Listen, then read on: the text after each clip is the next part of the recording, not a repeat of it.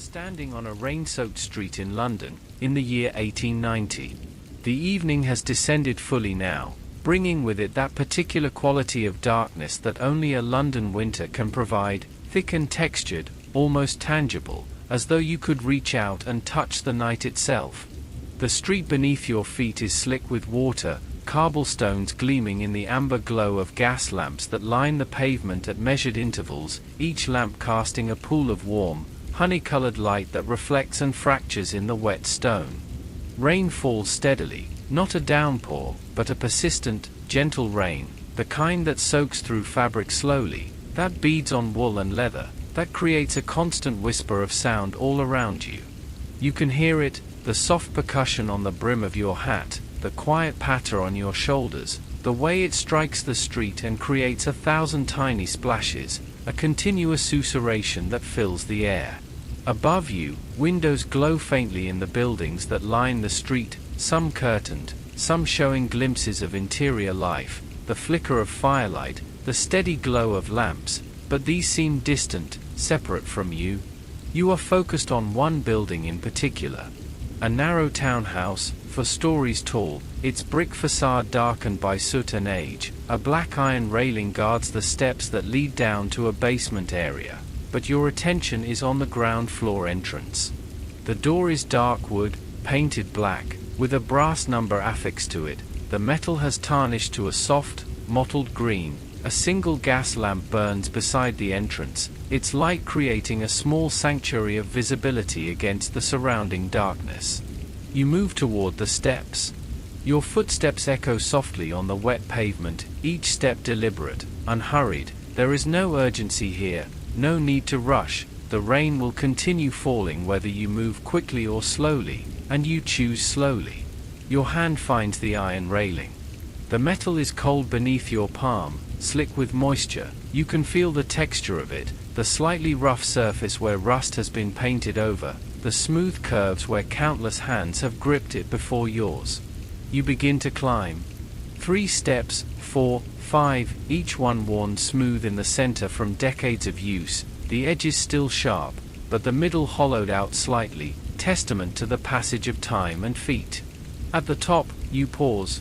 The door is before you now, solid, substantial, real. You can see the grain of the wood even beneath the black paint, the way the panels are joined, the small imperfections that speak of age and authenticity. There is a brass knocker, heavy, shaped like a lion's head, but you don't need to use it. Your hand moves to the door handle instead, cool brass beneath your fingers. You turn it slowly, feeling the internal mechanism respond, the latch withdrawing from its housing. The door opens.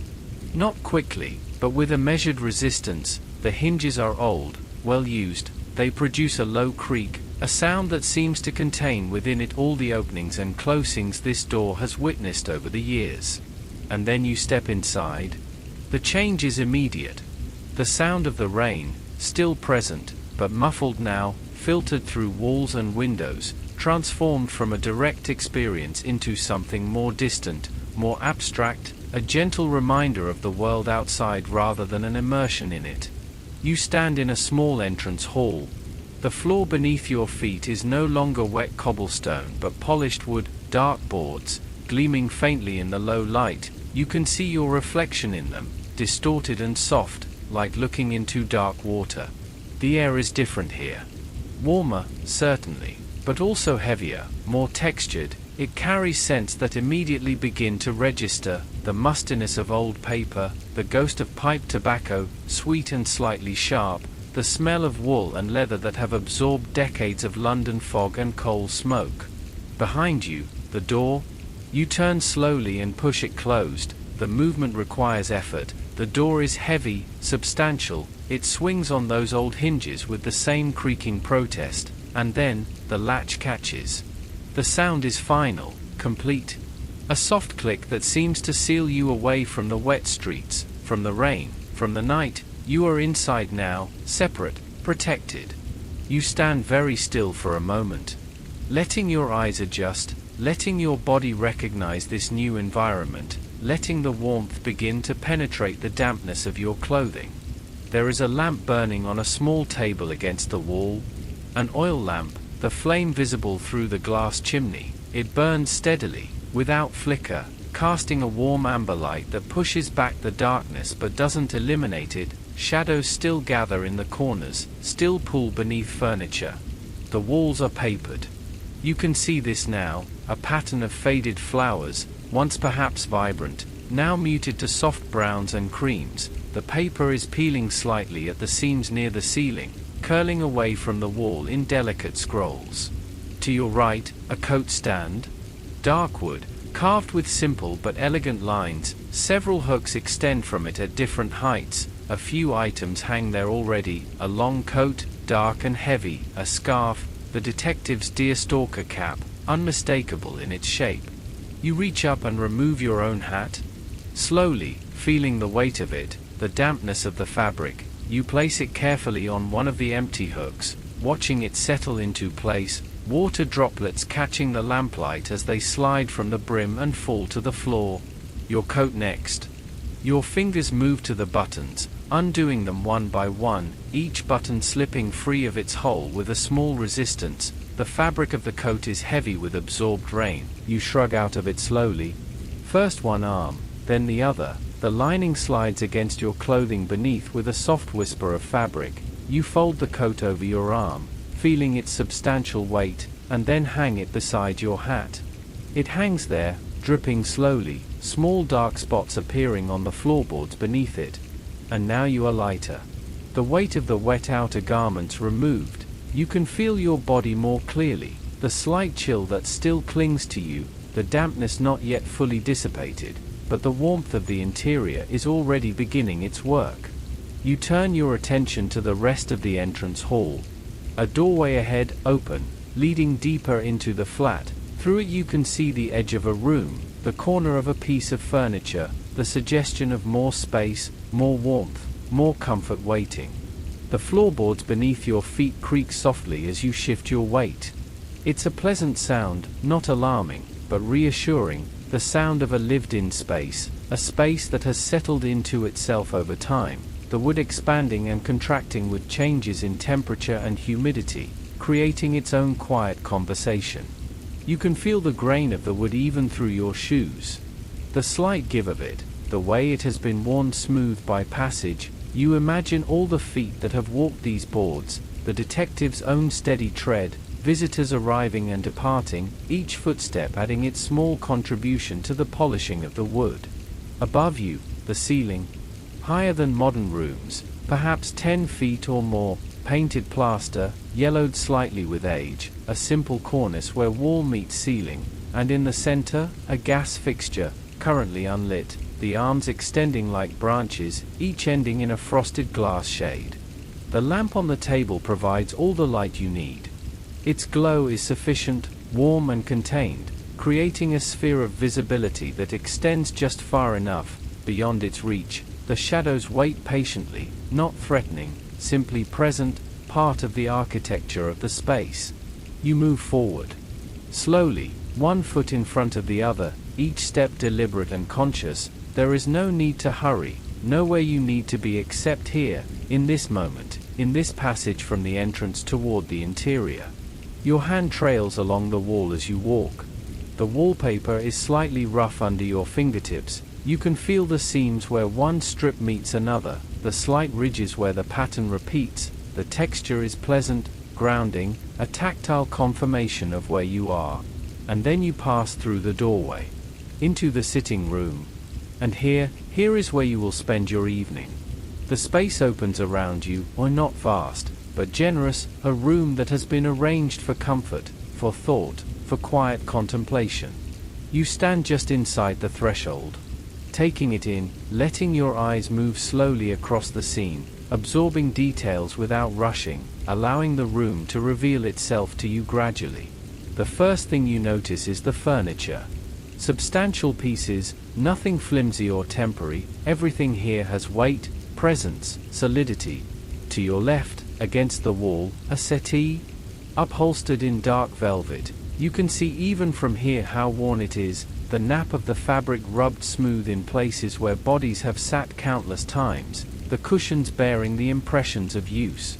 Before the settee, a low table. Dark wood, the surface scattered with objects, books lying open, pages down, a pipe resting in a shallow dish, a magnifying glass, papers covered in handwriting, some neat, some hurried. Beyond the settee, bookshelves. Floor to ceiling, dark wood again, matching the table, packed with volumes, spines of every color, though muted by age and dust, leather, cloth, paper, titles stamped in gold, some still legible, others worn away to shadows. Your eyes move across the room. To the right, an armchair. And this calls to you immediately. It sits angled toward the fireplace, which you now notice, directly ahead, the focal point of the room. The chair is upholstered in the same dark velvet as the settee, but if anything, it appears even more used, even more comfortable, the seat cushion compressed into a perfect hollow, the arms worn shiny where hands have rested, the back tilted at an angle that suggests deep relaxation.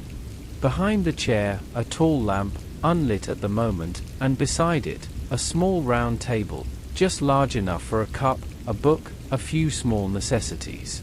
And the fireplace.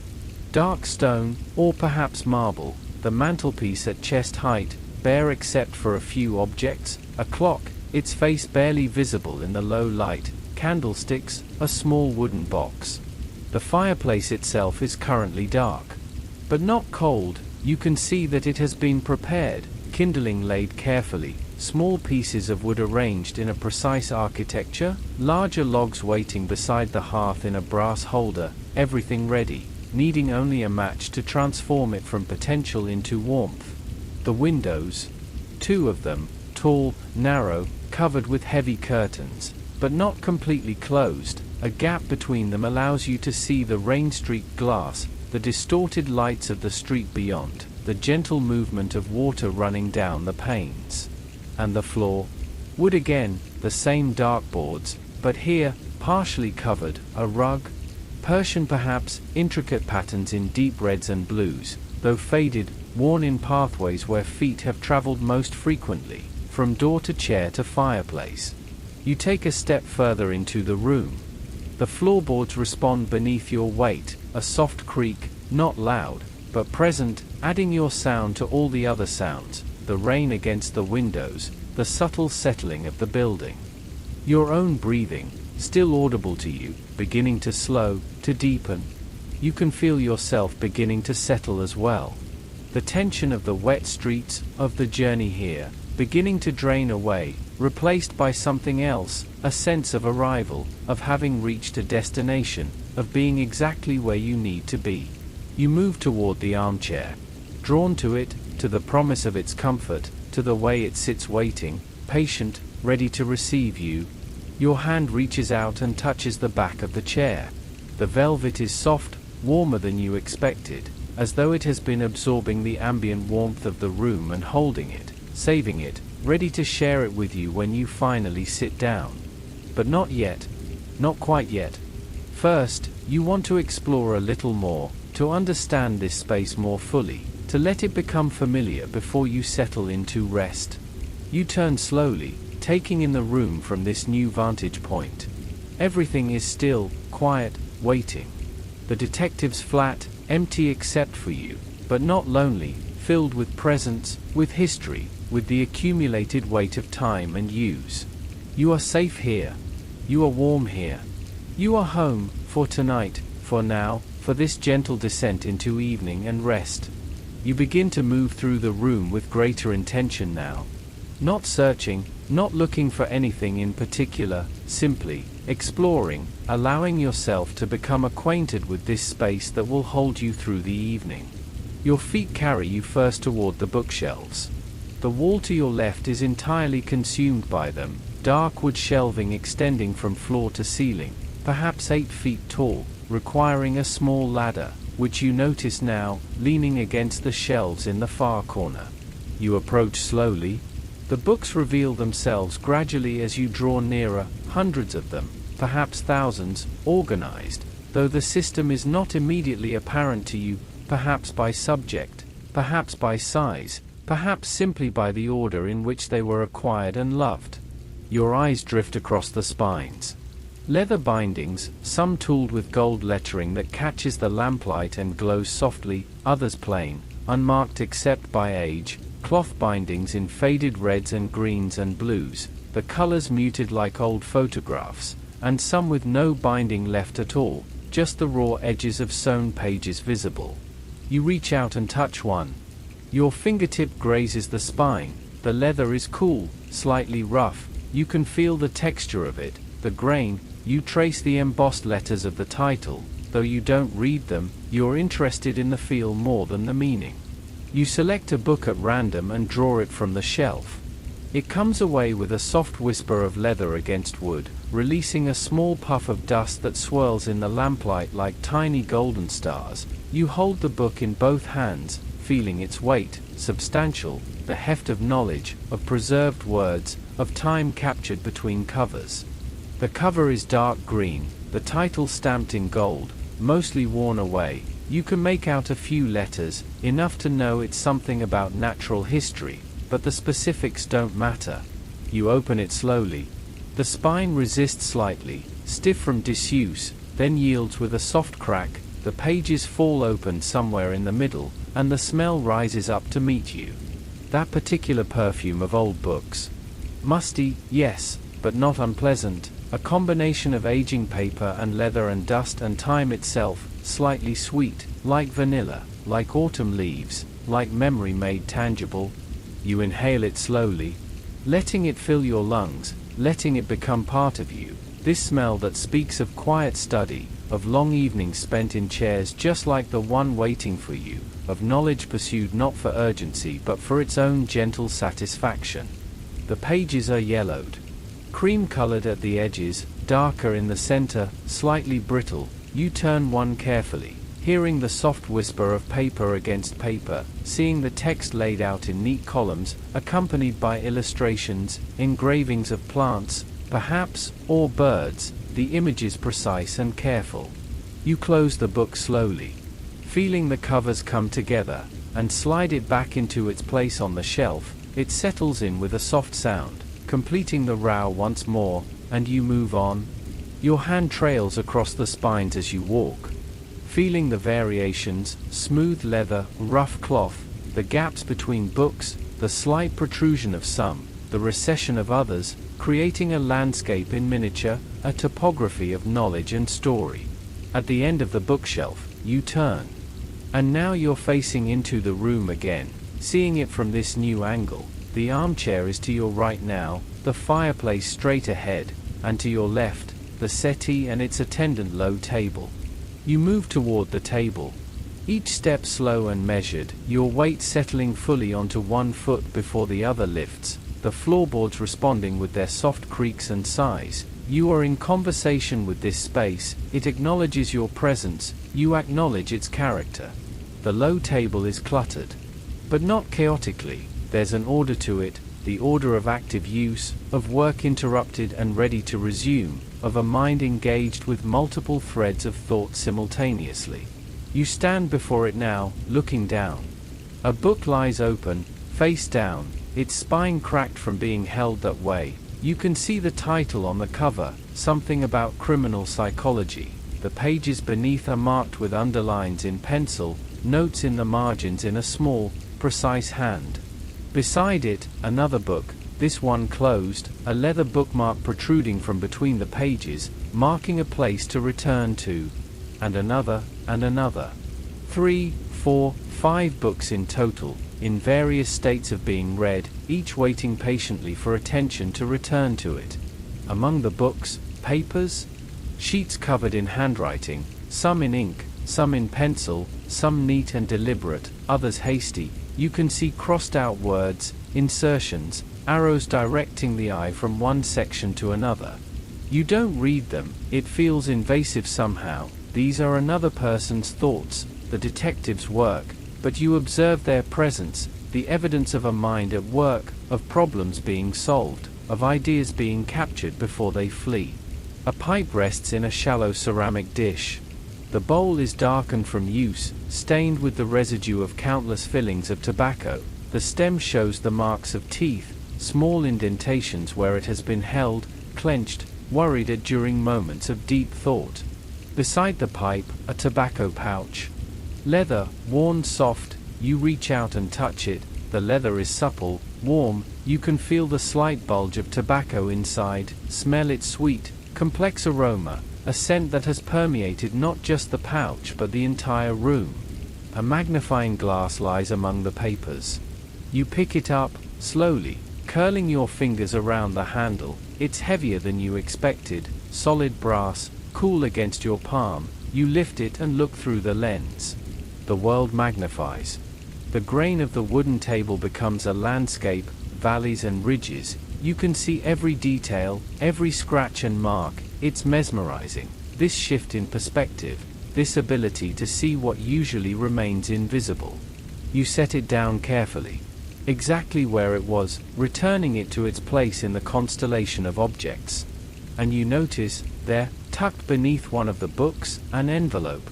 Cream-colored, sealed with red wax, undelivered, or perhaps waiting to be delivered. You can't see the address, and you don't move the book to reveal it, but its presence intrigues you, a mystery, small and contained, someone waiting for a message waiting to be sent. You move away from the table, turning toward the fireplace now, drawn to it, to the promise it holds. As you approach, you notice the hearth. Brick, blackened with soot and ash from countless fires, the evidence of winters survived, of cold nights made warm, of light pushed back against darkness. The tools of the fire stand in a brass holder beside the hearth. A poker, a small shovel, tongs, each piece dark with use, functional, waiting to serve their purpose. Wood is stacked in a brass holder on the other side. Logs of various sizes, the bark still attached to some, others stripped clean. You can smell them, the faint scent of wood, not fresh cut, but seasoned, dried, ready to burn. And in the fireplace itself, the kindling is laid. Someone, the detective perhaps, or a housekeeper, has prepared it with care. Crumpled newspaper at the base, you can see fragments of text, headlines from days past, weather reports, advertisements, all serving now as fuel. Upon this, small twigs, arranged in a careful architecture, creating spaces for air to flow, for flames to climb. And above these, slightly larger pieces, and larger still, each layer building on the last, creating a structure that will catch and burn efficiently once lit. You kneel down slowly, feeling your knees press against the rug, its fibers slightly rough through your clothing. You rest one hand on the hearth for balance. The brick is cool but not cold, residual heat from past fires still absorbed in the stone. You lean forward slightly. Looking up into the chimney, you can see the flue is open, a square of lesser darkness visible above. You imagine the path the smoke will take, up and up, through the brick passage, emerging somewhere above into the rainy London night. The draft draws downward slightly. You can feel it, a gentle movement of air against your face, cool, carrying with it the smell of rain and stone and soot. You sit back on your heels, hands resting on your thighs, simply looking at the fireplace, at the prepared fire, knowing that soon, very soon, you will light it, and this dormant potential will transform into warmth and light and the soft music of crackling wood. But not yet. The anticipation is pleasant, knowing that comfort is available, waiting, ready when you choose to activate it. You rise slowly, feeling the pull of gravity, the slight stiffness in your knees from kneeling. You straighten, taking a moment to let your body adjust, your hand steadying yourself against the mantelpiece. The wood is smooth under your palm, polished by time and touch. You let your hand rest there for a moment, feeling the temperature of it, cool but not cold, absorbing the warmth from your skin. You look at the objects on the mantelpiece. The clock, its face is ivory or cream-colored. Roman numerals marking the hours, the hands point to. You have to look carefully in the low light. Nearly 8 o'clock, the evening well established, the night ahead stretching out before you. The clock ticks. Very softly, you have to listen carefully to hear it, a gentle mechanical heartbeat, steady and patient. Counting out the seconds, indifferent to whether you notice or not. 2 candlesticks flank the clock. Brass, tarnished to a soft, mottled green and brown, each holds a white candle, unlit, the wick straight and ready. And at the far end of the mantelpiece, a small wooden box. Curiosity pulls at you, gentle, not insistent. You reach for the box. Your fingers close around it. It's light, perhaps 4 inches square, 2 inches deep. The wood is dark, mahogany perhaps, smooth and cool. You lift it from the mantelpiece. Hold it in both hands, feeling its weight, its dimensions. There's a small brass clasp at the front. You press it with your thumb, it clicks open. You lift the lid slowly. Inside, matches. Long wooden matches, their heads dark red, the sulfur ready to ignite, enough for many fires, many candles, many small illuminations. You close the box carefully. The clasp clicks shut. You return it to its place on the mantelpiece, exactly where it was, everything in its place, everything ordered and ready. You step back from the fireplace and turn once more, taking in the room as a whole. The armchair still waits.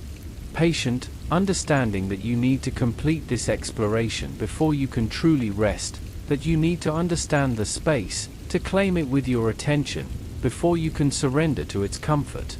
You move to the windows. The curtains are heavy velvet, the same dark fabric as the furniture. They hang from brass rings on a rod. You can hear them whisper against each other as you reach out to touch them. The fabric is thick, dense. You gather it in your hand, feeling its weight, its texture, the way it falls in deep folds. You pull one curtain aside slightly, just enough to see the window more clearly.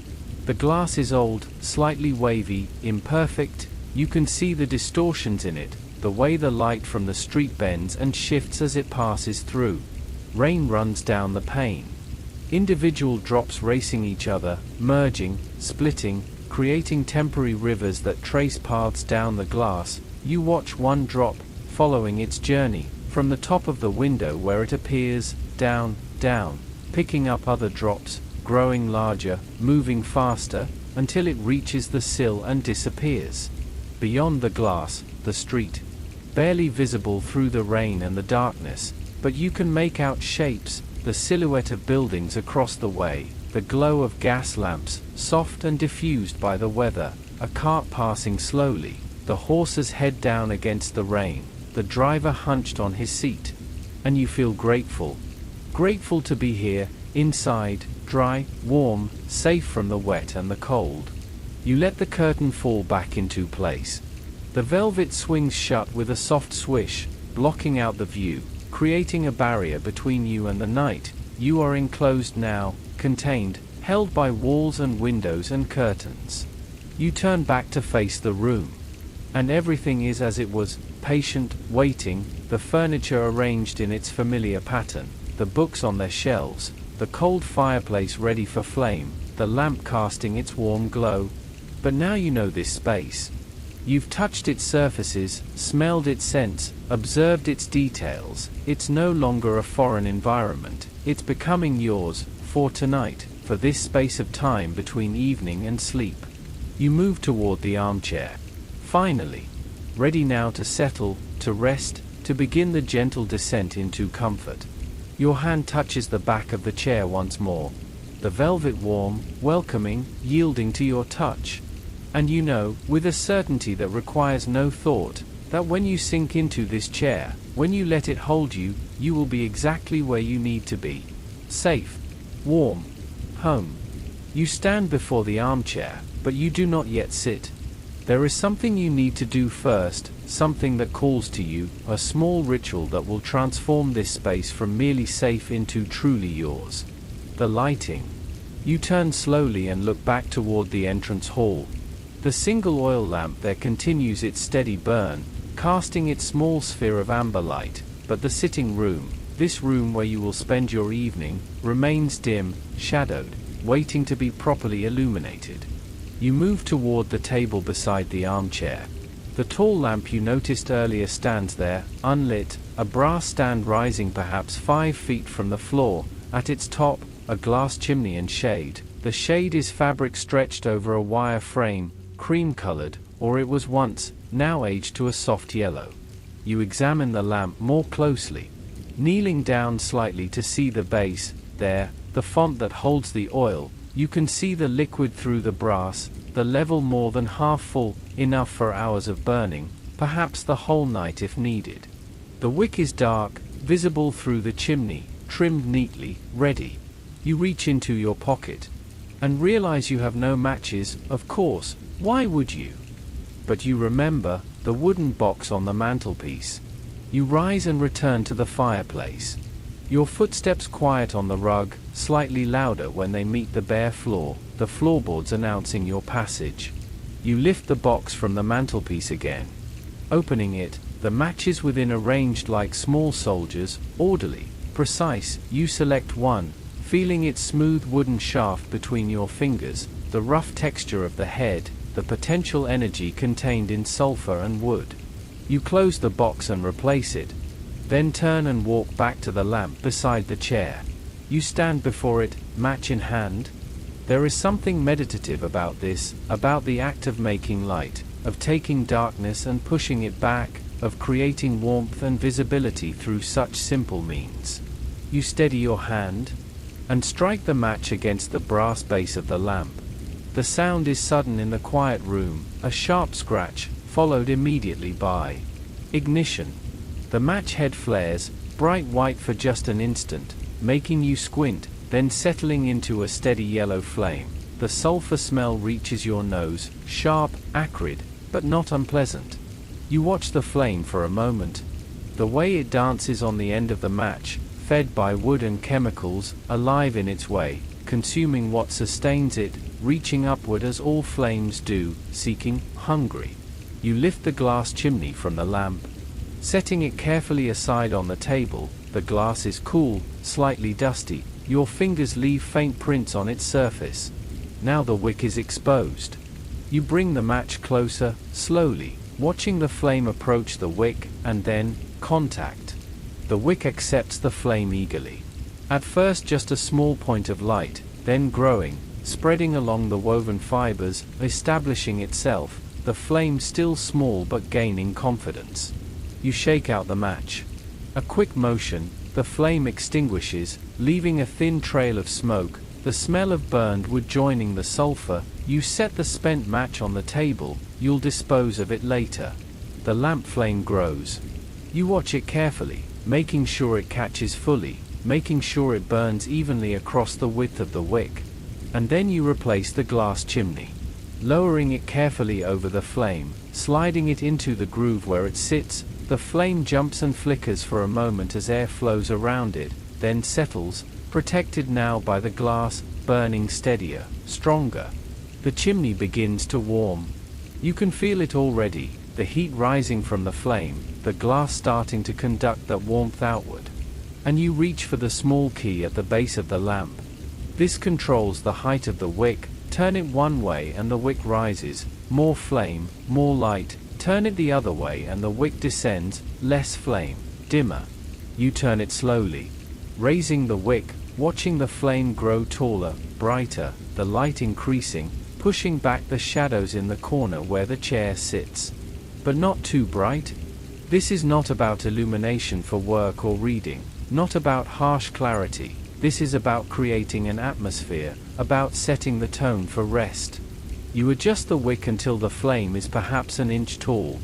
Steady, even, casting a warm glow that fills the chimney and spreads through the fabric shade. The cream-colored fabric becomes luminous, like a small moon hanging in the corner of the room. Light spills out from beneath the shade, falling across the arm of the chair, across the small table, across your hands as you step back to observe your work. And the room has transformed.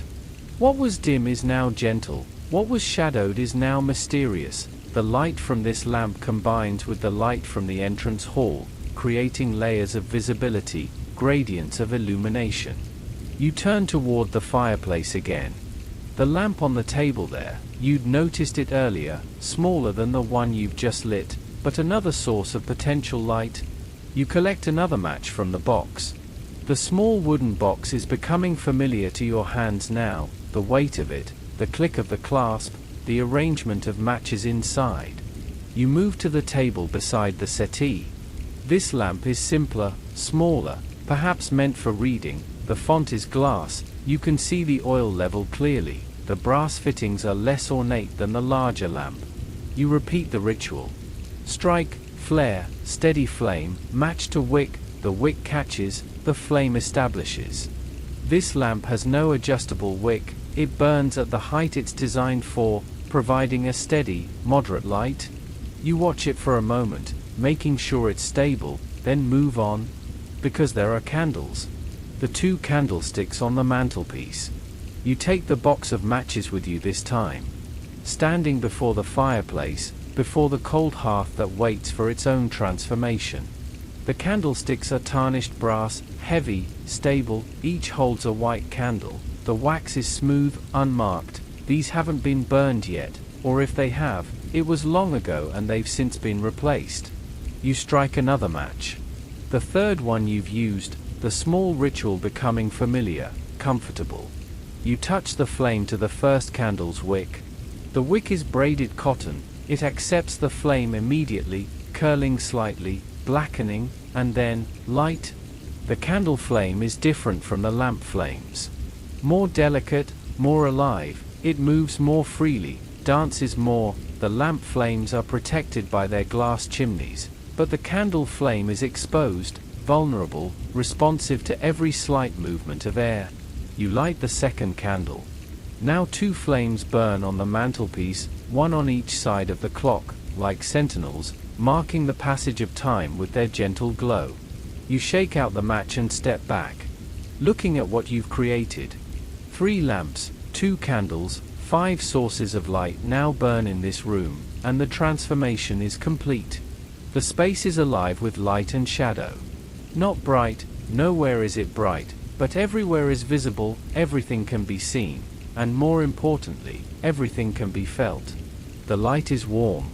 Golden, amber, honey-colored, the kind of light that existed before electricity, before the harsh glare of modern bulbs, light that comes from flame, from combustion, from the slow consumption of oil and wax. This light is alive. It flickers, subtly, constantly. The flames never perfectly still, always moving, breathing. And so the light they cast moves too, shadows shift, surfaces brighten and dim in gentle rhythms. You turn slowly, taking in the room. The armchair is now clearly visible or inviting. The velvet pile catches the light. You can see the texture of it, the way it's worn, the way it will feel when you finally sit. The bookshelves, no longer a dark wall but a treasury of spines, titles visible now, not all of them, but enough, the gold lettering catching light and glowing. The settee and its table, the objects they're casting shadows, the pipe, the magnifying glass, the papers, all of them outlined in light and darkness, given depth and dimension. The windows, the curtains, still hiding the wet night, but now visible themselves, the folds of velvet, the way the fabric hangs, the weight and texture of it revealed by the dancing light. The ceiling above? No longer lost in darkness, now you can see it, the plaster, the cornice work, the shadows that gather in the corners where wall meets ceiling, moving slightly as the candle flames breathe. And on the walls themselves, the light creates patterns. The lamp beside the armchair casts a soft glow upward, filtered through its cream-colored shade, creating a pool of warmth on the wall behind it. The candles on the mantelpiece, their light is more direct, more pointed. They create defined beams that reach across the room, and when the flames flicker, the beams pulse, gently, like a heartbeat made visible. You walk slowly toward the windows again. Watching your own shadow as you move, it's not one shadow but several, cast by different light sources, each shadow slightly different, overlapping, separating, a multiplicity of darkness that accompanies your form. At the window, you pause, and look at the glass, not through it now, but at it. The lamplight reflects in the dark pane. You can see the room behind you, all ghostly, distorted, the flames visible as small points of light suspended in the black mirror of the window. And beyond the reflection, the rain continues. Visible now against the darkness, individual drops caught for a moment in the reflected light before falling away, the constant movement of water, the persistence of weather. You reach out and touch the glass. It's cold, shockingly so, the chill of the night outside, separated from you by this thin barrier. You can feel the temperature difference, inside warm and growing warmer, outside cold and wet. You pull your hand back and turn away from the window, back toward the room, your room now, claimed by your presence, transformed by your lighting of lamps and candles. The fireplace draws your attention again. Still dark, still cold, but surrounded now by light, waiting for its own flame. Soon, you think, soon you'll light it, soon the room will have not just the light of lamps and candles but the warmth and dance of a true fire. But there's something else first. You notice it now, a candlestick on the writing desk. You'd missed it before in the dimness, but now with more light you can see it, a brass candlestick, shorter than those on the mantelpiece, with a half-burned candle already in place. The candle is white, or was, now yellowed with age. The wax has run down one side, frozen in drips and streams, evidence of previous burnings, of other evenings spent here. You move to the desk. It's positioned against the wall between the two windows, a substantial piece of furniture, dark wood, drawers on each side, a leather top, worn and ink-stained. Papers cover the surface, you can see them more clearly now, letters, notes, diagrams, all the work of the detective's mind. The candlestick sits at one corner, steady, waiting. You take another match from the box you still carry. Strike it, the fourth flame you've birthed tonight, and touch it to the candle's wick. This wick is already burned, blackened from previous use. It catches immediately, eagerly, and the flame establishes itself quickly, as if remembering how to burn. The wax near the wick begins to soften immediately. You can see it, the solid becoming liquid, pooling around the base of the wick, the transformation from one state to another, solid to liquid through the application of heat, simple chemistry made visible and beautiful.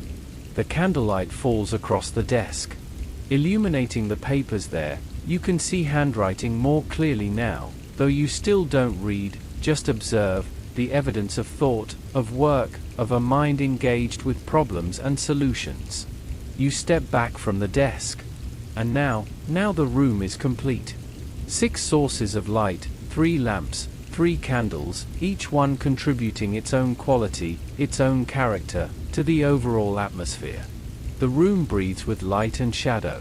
Nothing is static, everything moves. The flames flicker and the light responds, shadows expand and contract, surfaces brighten and dim. It's like watching water, or clouds, constant change within a framework of stability. You make your way back to the armchair. Moving through the light you've created, through the warmth that's beginning to build, feeling the air itself change, becoming softer, more welcoming. You set the matchbox on the small table beside the chair, next to the lamp, where you can reach it easily if needed. Though you've done your lighting now, the room is set, prepared, ready. And you stand beside the chair, hand resting on its back once more, looking around at what you've accomplished. This room that was dark, that was waiting, that was potential, is now realized, illuminated, alive with gentle light. You can see everything you need to see. The books you might read, the fire you'll soon light, the cup that will hold tea, the surfaces and textures that will comfort and ground you. And more than seeing, you can feel the warmth beginning to accumulate, the way temperature builds when flames burn. Even these small flames, they produce heat, and heat rises, and fills space, and changes everything. The shadows are not threatening. They're necessary, part of the beauty, the counterpoint to light. Without shadow there would be no depth, no mystery, no comfort. Light and shadow work together, creating the geography of this room, defining its dimensions, giving it character and mood. And the character is safe, quiet, gentle, conducive to rest, to thought, to the slow unwinding of the day, to the preparation for sleep. You realize you're warmer now than when you entered. The damp chill that clung to you from the rain outside, It's fading, evaporating, replaced by the warmth of interior space, of lit lamps, of potential fire. Your body is beginning to relax. You can feel it, the way tension you didn't know you were holding begins to release, your shoulders drop slightly, your jaw unclenches, your breathing deepens. The room is working on you. The light, the warmth, the shelter from the rain, all of it combining, creating an environment that speaks directly to something deep in your nervous system, telling it, you're safe now, you can rest, you can let go. You look once more at the candles on the mantelpiece. The flames dance, small and vigorous, the wax beginning to melt at their bases, creating small pools of liquid. Soon the wax will begin to run down the sides, creating new patterns, new textures, adding to the history of these candlesticks. The clock between them ticks steadily. 8 o'clock has passed, the evening progresses, time moves forward, but slowly here, without urgency, just the patient accumulation of moments, each one measured by the quiet mechanical heartbeat. The lamp beside you casts its glow upward and outward. The shade filters the light, softens it, creates a quality that's almost tangible. You feel like you could reach out and touch the light itself, gather it in your hands like fabric. And through it all, beyond it all, behind the windows and the walls, the rain continues. You can hear it more clearly now in the quiet of the lit room. The steady whisper of drops on glass, on roof tiles, on the street below, the ancient sound of water falling from sky to earth, the sound that has accompanied human shelter since humans first sought caves and built fires. And you have done the same. Found shelter, prepared light, created warmth. You are continuing a ritual as old as consciousness itself. The seeking of comfort, the making of home, even if temporary, even if just for one night, the transformation of space into place, of building into sanctuary. You feel a deep satisfaction. Not pride exactly, but something quieter, a sense of rightness, of having done what needed to be done, of having prepared properly for rest. The room is ready. And nearly, so are you. Just one thing remains. The fireplace. Still dark, still waiting, but not for long. You turn toward it now. The hearth with its carefully laid kindling, the logs waiting in their brass holder, the tools standing ready. Soon, very soon, you'll kneel before it once more. You'll strike another match, bring flame to paper and twig, and the room will complete its transformation. From lit to warm, from prepared to alive, from sanctuary to home. But not quite yet. First, you want to savor this moment, this in-between time. The room lit but not yet heated by fire, your body warming but not yet settled, the evening begun but not yet fully embraced. This threshold moment, this pause before commitment, this breath before the plunge into comfort and rest. You stand beside the armchair, surrounded by the light you've made, held by the walls and windows, protected from the rain, and you feel content, safe, ready for whatever comes next, for the fire, for the settling, for the tea and the reading and the slow descent into sleep. All of it waiting, patient as the furniture, as the books, as the very walls themselves, waiting for you to take the next step, to light the fire, to sit down, to begin, truly begin, the evening's gentle journey, toward warmth, toward rest, toward sleep. You move away from the armchair, just for a moment, drawn by curiosity, by the desire to know this space more intimately before you fully settle into it. Your eyes fall upon the writing desk again. The candle you lit there burns steadily, casting its light across the papers, the ink bottles, the scattered tools of thought and investigation. You approach slowly, your shadow falling across the desk before you, cast by the lamps behind you, a dark shape that announces your presence. The desk is substantial. You reach out and place both palms flat on its surface, feeling the leather top, it's cool beneath your hands, worn smooth by years of use. You can feel slight indentations, places where elbows have rested, where hands have pressed down while writing. The leather is a deep brown, or was once, now darkened further with age and absorbed ink. There are stains, small spots where ink has been spilled and incompletely cleaned, each one a mark of work done, of words captured, of thoughts made permanent. You run your hand across the surface. Slowly, feeling the texture, the grain of the leather, the slight tackiness where oils from hands have accumulated over time. Your fingers encounter papers. You don't read them, but you touch them, feeling their edges, their thickness. Some are heavy stock, official documents perhaps, others are thin, easily torn, notes hastily written. One sheet is covered in diagrams. You can see this even without reading, geometric shapes, lines connecting points, annotations in small, precise handwriting, the visual representation of some problem being solved, some pattern being discerned. You lift the corner of this paper. The sheet beneath is covered in columns of figures, numbers arranged in neat rows, calculations, additions, comparisons, the mathematics of investigation. You let the paper fall back into place, not disturbing the order, not interfering with work you don't understand, simply acknowledging its presence, its weight, its importance to someone. An ink bottle sits near the candle. Dark glass, square, a brass cap screwed on tight. You pick it up, feeling its weight, surprisingly heavy, the liquid inside adding mass. You hold it up to the light, seeing the ink within through the dark glass, almost black, viscous, waiting to be transformed into words. You set it down carefully. Exactly where it was, the base making a small sound as it meets the desk, glass on leather, a tiny percussion. Beside the ink bottle, a pen.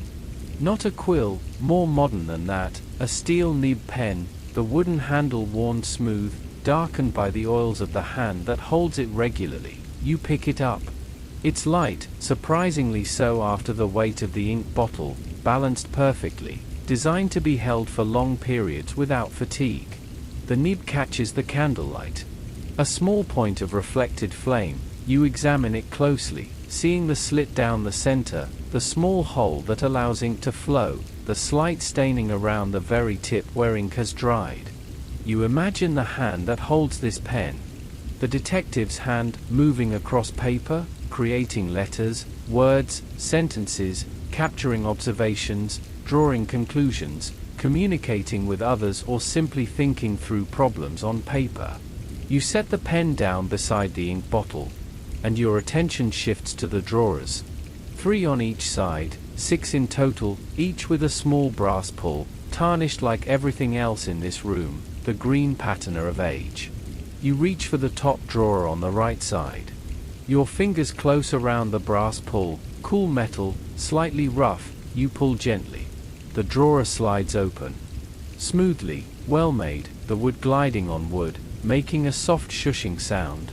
Inside, more papers. Filed, organized. You can see they're arranged in some system, oldest at the back perhaps, or categorized by type. You don't disturb them, don't remove any, just observe. Manila folders, each one labeled in that same precise hand. You can see words. Correspondence. Accounts. References. You slide the drawer closed. The same smooth motion in reverse, the drawer settling back into place with a soft click. You don't open the other drawers. It feels invasive. These are someone else's private things, the detective's system, his order, his secrets perhaps. You've seen enough to understand the character of this desk, of the person who uses it, organized, methodical, someone who values precision, someone who takes care with details. You step back from the desk and turn your attention to other objects. The magnifying glass on the low table, you've touched it before, but now you pick it up again. The brass handle fits your palm perfectly. Warm now from being in the room, not cold like it was when you first touched it. You hold it up, looking through the lens at the room. Everything distorts. The chair becomes monstrous, huge, the velvet pile visible as individual fibers. You can see every thread, every place where the nap has been pressed down. You lower the glass slightly, looking at your own hand through it. Your skin becomes a landscape, every line, every pore, every tiny hair, magnified into prominence. You can see details you've never noticed, the whorls of your fingerprints, the texture of your skin, the small scars and marks that tell the story of your body. You set the magnifying glass down, returning to ordinary vision, to the unmagnified world, where things are the size they appear to be. A small wooden box sits on the mantelpiece, not the matchbox, another box, larger, perhaps 6 inches long. You move to it, picking it up carefully. It's heavier than the matchbox, something substantial inside. The wood is polished, smooth. You can feel the grain under your fingertips. There's a small brass clasp at the front. You open it. Inside, a pipe. Different from the one on the low table, this one is more ornate. The bowl is carved. You can see it even in the candlelight, a design worked into the briar, leaves perhaps, or flames. The stem is amber, translucent when you hold it to the light, beautiful. Beside the pipe, a small knife, a tamper, a reamer, all the tools of pipe smoking, each one precisely sized, fitting perfectly in the mold interior of the box. This is a valued object, cared for, important. You close the box carefully and replace it on the mantelpiece. Your hands are learning the weight of things. The heaviness of the ink bottle, the lightness of the pen, the substantial feel of the magnifying glass, the moderate weight of the pipe box. Each object has its own mass, its own relationship with gravity, its own way of resting in your hand. And this matters somehow. The physicality of things, their weight and texture and temperature, grounds you or connects you to this space, makes it real in a way that sight alone cannot. You move to the bookshelves again. This time not to look at titles, but to touch. You run your hand along a shelf. The wood is smooth, but not perfectly so. You can feel slight variations, places where the grain rises, places where it's been worn down by the sliding of books. You select a book at random. A thick volume, bound in dark leather. You pull it from the shelf and hold it in both hands. Heavy, really heavy, perhaps 5 pounds, the accumulation of hundreds of pages, of knowledge compressed and bound. You feel the texture of the leather cover. Slightly pebbly, not smooth like the desk. This is older, the leather has dried slightly, cracked in tiny lines that create a pattern across the cover. The spine creaks when you open it. The sound is satisfying, the resistance of old glue, of a book that hasn't been opened in some time, yielding finally to your hands. The pages are thick. You can feel their weight as you turn them, one after another, hearing the soft whisper of paper, feeling the slight resistance as pages that have been pressed together for years separate. The text is dense. Small print, close-set lines, minimal margins. This is a book designed to contain as much information as possible, not for casual reading but for reference, for study. You close it, feeling the weight of the covers coming together, hearing the soft thump as they meet, and you return it to its place on the shelf. Sliding it back into the gap it left, it fits perfectly, as if the space had been waiting for its return.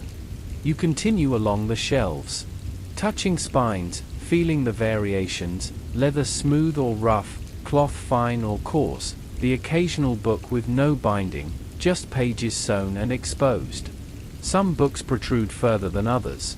You run your hand along the edge of the shelf, feeling the variations. Some spines are flush with the edge, others jut out a 1/4 inch, others recede, creating a subtle landscape of advance and retreat. Your fingers encounter dust. Not thick, not neglected, but present, the dust that accumulates despite care, despite attention, simply because time passes and air moves and particles settle. You bring your fingertips close to your face, seeing the faint gray coating. You brush your hands together gently. The dust falls away, returns to the air, to eventually settle again elsewhere. You turn back toward the center of the room, and your eyes fall on the settee. You've looked at it, but you haven't touched it, not really, not with intention. You move to it now, standing before it, looking down at the worn velvet, the cushions compressed by use. You reach out and place your hand on the back of the settee. The velvet is soft, incredibly soft, but worn. You can feel where the nap has been rubbed away, where the fabric beneath is almost smooth, evidence of bodies leaning, of hands gripping, of decades of use. You press your palm down, feeling the padding beneath, horsehair perhaps, firm but yielding, giving just enough, supporting but not rigid. You trail your hand along the back, to the arm, the curved wooden arm, also worn smooth, darkened by oils from hands, from skin. You sit down, slowly, lowering yourself onto the edge of the settee, feeling it receive you, the cushion compressing beneath your weight, the springs beneath the padding giving slightly, creating a depression perfectly shaped to you. The velvet is warm. It has been absorbing the heat of the room, storing it, and now it shares that warmth with you. You can feel it through your clothing, a gentle warmth, welcoming.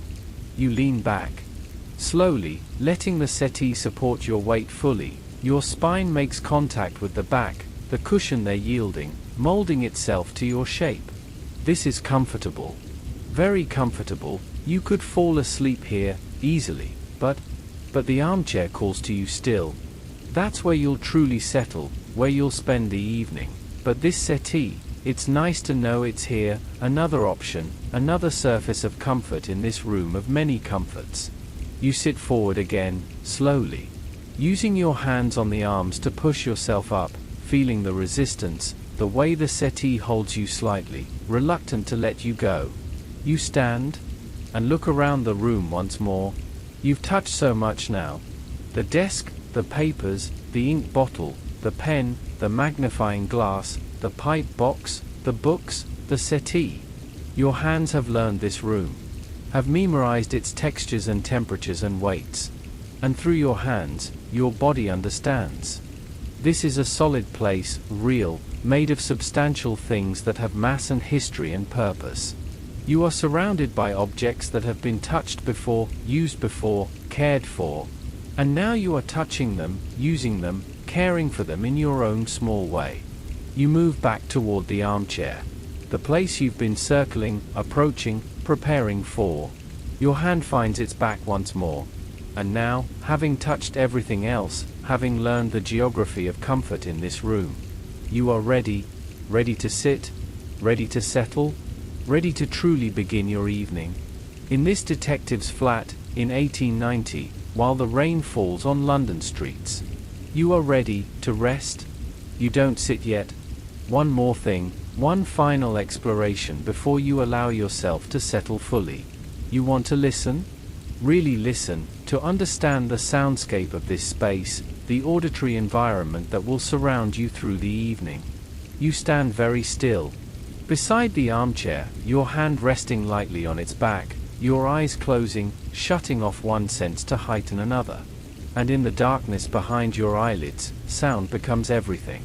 The first thing you notice, the most prominent, is the rain. It has been constant since you arrived, so constant perhaps you've stopped truly hearing it, but now you focus on it, and it resolves into complexity. The rain is not one sound but many. On the windows, a soft drumming, hundreds of drops striking glass, each one making its own tiny percussion, but happening so quickly, so continuously, that they blend into a whisper, a gentle static, like radio noise made of water. On the roof above, a different quality. The tiles up there catch the rain differently, harder surfaces, the sound is slightly sharper, more defined, you can hear individual larger drops, splashing, breaking apart on impact. And somewhere, in the gutters perhaps, or downspouts, you hear running water. A small river created by the accumulation of all those individual drops, flowing, gurgling softly, finding its path from roof to street, the rain returning to earth through channels of metal and stone. You breathe slowly, listening, and beneath the rain, or perhaps within it, you hear the wind. Not strong, not howling, but present, moving through the London streets, pressing against windows, finding gaps in the building, places where it can whisper through, creating small drafts, small movements of air. The curtains respond. Very slightly, you can hear them, the heavy velvet shifting, the fabric sighing against itself, the brass rings clicking softly on the rod, just tiny sounds, barely noticeable, but there. Inside the room, the fire's tools have their own voices. The brass holder that contains them, you hear a small creak, the metal expanding or contracting with temperature changes, adjusting itself, settling. The clock on the mantelpiece. You've noticed its ticking before, but now you really listen to it. Tick-tock, tick-tock. Not loud, but steady, unwavering, a mechanical heartbeat, dividing time into identical segments, each second the same length as the last, the same as the next. The sound is comforting somehow. The reliability of it, the predictability, in a world where so much is uncertain, the clock continues, measuring, marking, bearing witness to time's passage. The lamps burn with their own sounds. Very quiet, almost inaudible, but there if you listen carefully. A tiny hiss, the sound of oil being drawn up through the wick, of flame-consuming fuel, of transformation from liquid to light and heat, chemistry made audible. And the candles. Even quieter than the lamps, but occasionally, you hear a small snap, a tiny pop, as a bit of moisture in the wick ignites, or as wax drips and hits the brass holder beneath. These are the sounds of flame. Ancient sounds, the sounds that accompanied humanity for thousands of years before electricity, before gas, when fire was the only pushback against darkness. The building itself speaks. Old structures do this, they have voices. You hear a creak, somewhere, perhaps in the floor above, or in the walls, the wood expanding or contracting, settling into the evening's temperature, adjusting to the weight it bears. These sounds might alarm you in another context. Footsteps, intruders, danger. But here, now, knowing you're alone, they're simply the building's conversation with itself, its acknowledgement of existence, of age, of the constant small movements that keep it standing. Your own breathing adds to the soundscape. You become aware of it, the soft intake of air through your nose, the gentle exhale through slightly parted lips, the rhythm of it, automatic but now observed, slow, deep, the breathing of someone safe, relaxed, beginning to unwind. And your clothing whispers when you move. Even the smallest shift of weight, the fabric of your shirt sliding against the fabric of your vest, your trousers moving against the chair, your sleeve brushing your side. All of it creating tiny sounds, so small, but present, part of the symphony of existence in this room. Outside, beyond the rain, you hear London. Distant, muffled by weather and walls, but there? A church bell tolls, deep and resonant, the sound traveling through fog and rain, announcing the hour, 8:30 perhaps. You've lost track slightly, time feels less important here. The bell rings multiple times, you count, 8, 9, the sound fading slowly after each strike, echoing through the city. Somewhere a dog barks, brief, two sharp sounds then silence, perhaps alerting its owner to something, or perhaps just speaking into the night, claiming territory, announcing presence. A cart passes in the street below. You hear it, the wheels on cobblestones, iron rims on wet stone, a particular sound, a rhythmic, the horse's hooves adding their own percussion, clip-clop, steady and patient, the sound growing louder as the cart approaches, then fading as it passes, disappearing into the rain-soaked night. Voices, very faint, perhaps from the street, perhaps from another flat in the building. You can't make out words, just the suggestion of speech, the rise and fall of human sound, brief, then gone. These external sounds don't intrude. They remind you that the world continues, that life goes on beyond these walls, but they don't threaten. Don't demand attention, they're simply there, context, background, proof that you exist in time and place. But it's the internal sounds that truly matter. The sounds within this room, the sounds that will surround you as you settle, as you rest, as you eventually drift toward sleep. The rain will continue, that's certain. This is a London rain, persistent, patient, capable of lasting hours, lasting all night. And that's good. The constancy of it, the way it creates a blanket of sound, soft and even, masking other sounds, smoothing out the sharp edges of noise, creating a cocoon of acoustic comfort.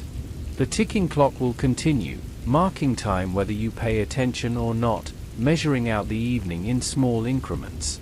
The flames will whisper and hiss, burning down slowly, the oil in the lamps descending, the wax of the candles diminishing, but for hours yet, more than enough to see you through to sleep. And beneath all of this, silence. Not absolute silence, true silence doesn't exist, but the absence of harsh sounds, of jarring noises, of anything that would startle or alarm. This is a quiet place. A sanctuary not just visually and physically, but acoustically. A place where sound arrives softly, where even the rain is gentle, where the loudest thing is the clock and even that is moderate, civilized. You open your eyes slowly, returning to vision, but carrying with you this new understanding of the room's soundscape. You know now what you'll hear. As you sit, as you read, as you prepare tea, as you watch the fire, as you eventually close your eyes and drift. These sounds will be your companions. The rain, the clock, the flames, the building's creaks, your own breathing. All of it weaving together into a sound blanket that will wrap around you, or hold you, lull you. You look around the room with new appreciation. Seeing it, but also hearing it now, understanding it as both visual and auditory space, a complete environment for rest. The armchair waits. Silent itself, but positioned perfectly to receive all these sounds, the rain from the windows, the tick of the clock from the mantelpiece, the hiss of the lamp beside it. You're ready now? You've seen the room, touched it, listened to it. You've prepared the light, understood the shadows, learned the weight and texture of things, mapped the geography of sound. There's nothing left to do, except sit, settle, begin. Your hand still rests on the back of the chair. You move around to its front, standing before it, looking down at the seat, the compressed cushion, the worn velvet that has held so many people through so many evenings. The rain continues its gentle drumming. The clock continues its steady ticking. The flames continue their quiet burning. And you, slowly, carefully, with full awareness of the moment, you begin to sit. You lower yourself into the armchair. Slowly, very slowly, feeling your weight transfer from your legs to the chair, the cushion receiving you, compressing beneath you, the springs giving with a soft creak. The velvet is warm against the back of your legs. Through your clothing you can feel its texture, its softness.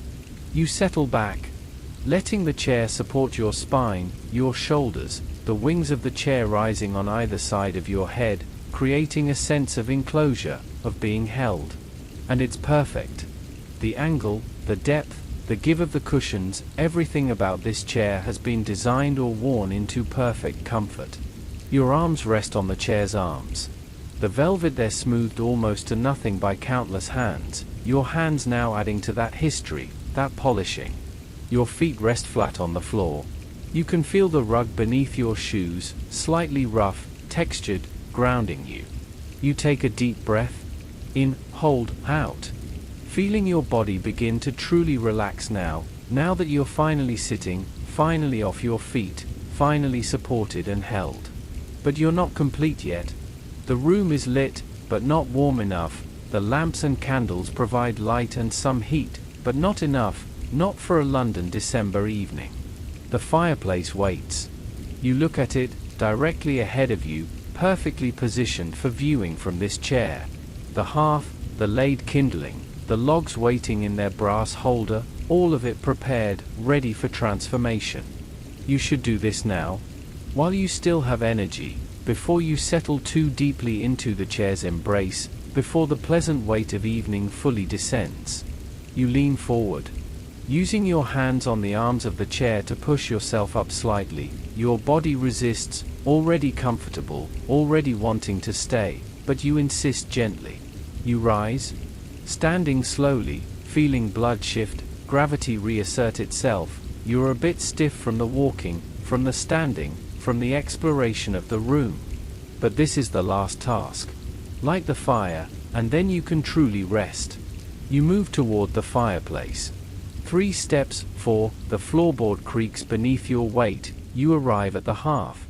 The matchbox? You need it, it's on the table beside the chair. You turn and retrieve it. The small wooden box, familiar now to your hands, you carry it back to the fireplace. And stand there for a moment, looking down at the prepared kindling. Someone has done this with care. The newspaper twisted into tight rolls, placed in a loose lattice, creating spaces for air, for flame to breathe. The small twigs arranged atop this, dry, weathered, some still with bark, others stripped clean, arranged to catch and hold flame, to burn quickly and hot enough to ignite the larger pieces above.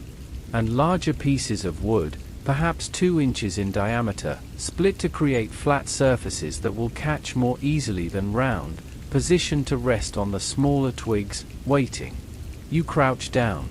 Slowly, your knees complaining slightly. You haven't knelt or crouched today until now. The position feels awkward at first, but then you settle into it, weight on the balls of your feet, knees bent, one hand resting on the hearth for balance. You're close to the fireplace now. You can see into it, the blackened brick, the ash from previous fires still there, fine grey powder, the evidence of all the fires that have burned here before. The smell is stronger here too. Old smoke, char. The mineral scent of brick and ash, not unpleasant, the smell of fires past, of warmth previously provided. You open the matchbox. The matches inside, you've used several already, but many remain, enough for many fires, many evenings. You select one. The wood smooth and dry, the head rough with its coating of sulfur and chemicals, ready to transform with friction into flame. You close the box and set it aside. On the hearth, within reach, in case this match fails, in case you need another. You position yourself. Holding the match in your right hand, your left hand steadying you against the hearth. You lean forward slightly, bringing the match close to the bricks at the side of the fireplace opening, the rough surface there perfect for striking. You pause, just for a moment, aware of what you're about to do, this small act that will transform the room, that will activate all this potential, turning preparation into reality. And then you strike. A quick motion, firm pressure, the match head dragging across the brick. The sound is sudden in the quiet room. A sharp scrape, and immediately, ignition. The match head flares, white hot for just an instant, so bright you have to squint, and then it settles into a steady yellow flame, dancing at the end of the match, alive, moving, the wood beginning to char beneath the flame, turning black, releasing its thin stream of smoke. You watch it for just a moment. The flame, so small, so fragile, but containing such power, such potential. You bring it slowly toward the newspaper at the base of the kindling structure. Your hand steady, careful, the flame dancing as you move, responding to the small movements of air. You touch the flame to the edge of a twisted piece of newspaper. The paper is dry, very dry, it catches immediately. The flame transfers, spreads, the edge of the paper glowing red for an instant before erupting into yellow flame, the fire moving quickly along the twisted roll, consuming the paper, growing. You hold the match there for another moment, making sure the catch is solid, making sure the flame has truly taken hold. And then you withdraw the match. Shaking it gently, the flame extinguishes, leaving just the charred stick. The thin trail of smoke rising from its blackened end. You set it on the hearth, carefully, away from anything that might catch. And you watch. The newspaper burns eagerly. The flames spread along the twisted rolls, finding the dry paper, consuming it, the edges curling and blackening, ash forming and breaking away, falling into the fine ash below. Small flames, still small, but growing, reaching upward, beginning to explore the twigs arranged above. The first twig catches. You see it, one end beginning to glow, a red at first, then orange, then small flames appear, licking along its length, the bark curling and blackening, small pops and cracks as moisture still trapped in the wood vaporizes explosively.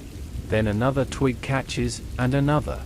The fire is finding its fuel now, establishing itself, growing in confidence, the flames reaching higher, beginning to create heat, real heat that you can feel even from where you kneel. You remain crouched, watching, making sure this is the critical time, when a fire either catches fully or dies, when the fuel either accepts the flame or fails to sustain it. But this fire is catching well. The kindling was laid properly, there's enough small fuel, enough air, the structure is sound. The flames grow taller, brighter. They begin to work on the larger pieces of split wood, the pieces that rest atop the twigs. You can see these pieces beginning to char. Their surfaces darkening, smoke rising from them, the heat building. And then, one of the larger pieces catches. The flame spreads across its split surface, following the grain of the wood, finding purchase, and suddenly the fire is no longer tentative, no longer fragile. It's established.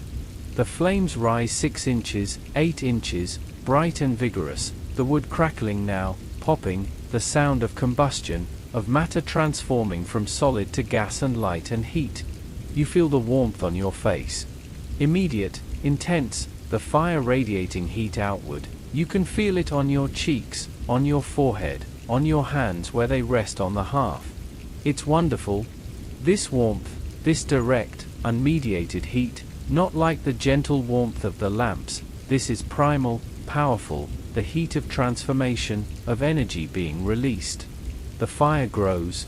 The flames finding more wood, more fuel, spreading across the entire structure of kindling now, everything burning, everything contributing, the fire becoming a single unified thing rather than multiple small flames. The color is beautiful.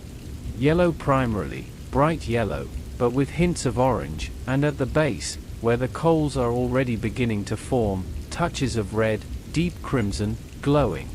And above the flames, smoke rises. Gray-white, twisting, spiraling upward, drawn by the heat, by the draft in the chimney. You watch it rise, disappearing into the darkness of the flue, escaping up and up, eventually emerging somewhere far above into the rainy night. The fire doesn't need you anymore. It's caught, it's growing, it will continue without intervention, at least for a while. But you want to add a log, to give it more fuel, to ensure it will burn strong and long. You reach for the brass log holder. Selecting a log, a good size, not too large. You don't want to smother the young fire, but substantial enough to burn for an hour or more. The log is heavy in your hands.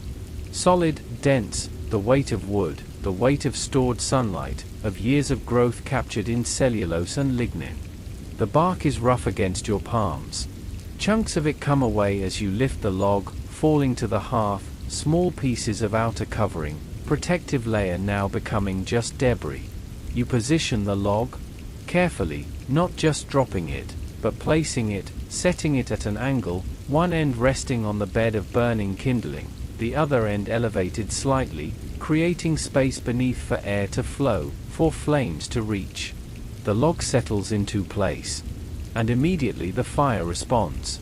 The flames that were rising freely now encounter this obstacle, this new fuel. They curl around it, exploring it, finding its surfaces, beginning their work. The bark catches first. It's the driest, the most exposed. Small flames appear along its length, eating into it, creating a pattern of fire across the log's surface. Smoke increases for a moment. The log releasing moisture, releasing trapped gases, the fire working to season the wood even as it begins to burn it. You remain kneeling, watching. There's something hypnotic about fire. The way it moves, never still, never the same, constantly changing, flames rising and falling, colors shifting, light pulsing. Your eyes could follow it forever. And the warmth continues to build. Not just on your face now, but spreading, filling the space around the fireplace, beginning to radiate into the room. You can feel the air changing. Warming, the cold edge that existed despite the lamps, that's fading now, being replaced by genuine warmth, the warmth that only fire provides. The log is fully involved now. Flames all along its length, the bark consumed, the wood beneath being exposed and immediately catching, the fire establishing itself in this larger fuel, committing to a longer burn. You add another log. Beside the first, creating a foundation, these two logs will burn together, will create a bed of coals, will sustain the fire for hours if needed. This second log catches even more quickly than the first. The fire is hot enough now, confident enough, it takes the new fuel eagerly, spreading across it, encompassing it. And now the fire is complete. Not at its peak perhaps, that will come later as the wood fully catches and the flames reach their height, but established, secure, going to burn. You sit back on your heels, admiring your work, this transformation you facilitated. From cold hearth to living fire, from potential to kinetic, from darkness and chill to light and warmth. The fire crackles and pops. Each sound distinct now, loud enough to hear clearly, the wood splitting as it heats, trapped moisture exploding into steam, pockets of resin igniting with small flares. The flames create shadows. On the wall behind the fireplace, on the ceiling, dancing shadows that move with the flames, that pulse and flicker, adding motion to the room, making the whole space feel alive. The light from the fire is different from the lamplight. More orange, more dynamic. It doesn't provide even illumination but rather creates dramatic contrasts, deep shadows and bright highlights, the aesthetic of firelight that humans have known for hundreds of thousands of years. You feel a deep satisfaction. This is done, accomplished, the fire burns, the room is warm or warming, the environment is complete. You reach for the fire tools. Selecting the poker, heavy iron, the handle warm now from proximity to the fire. You lean forward and use it to adjust the logs slightly, pushing one a bit closer to the other, creating better contact, ensuring they'll burn together efficiently. Sparks fly up when the poker strikes the burning wood.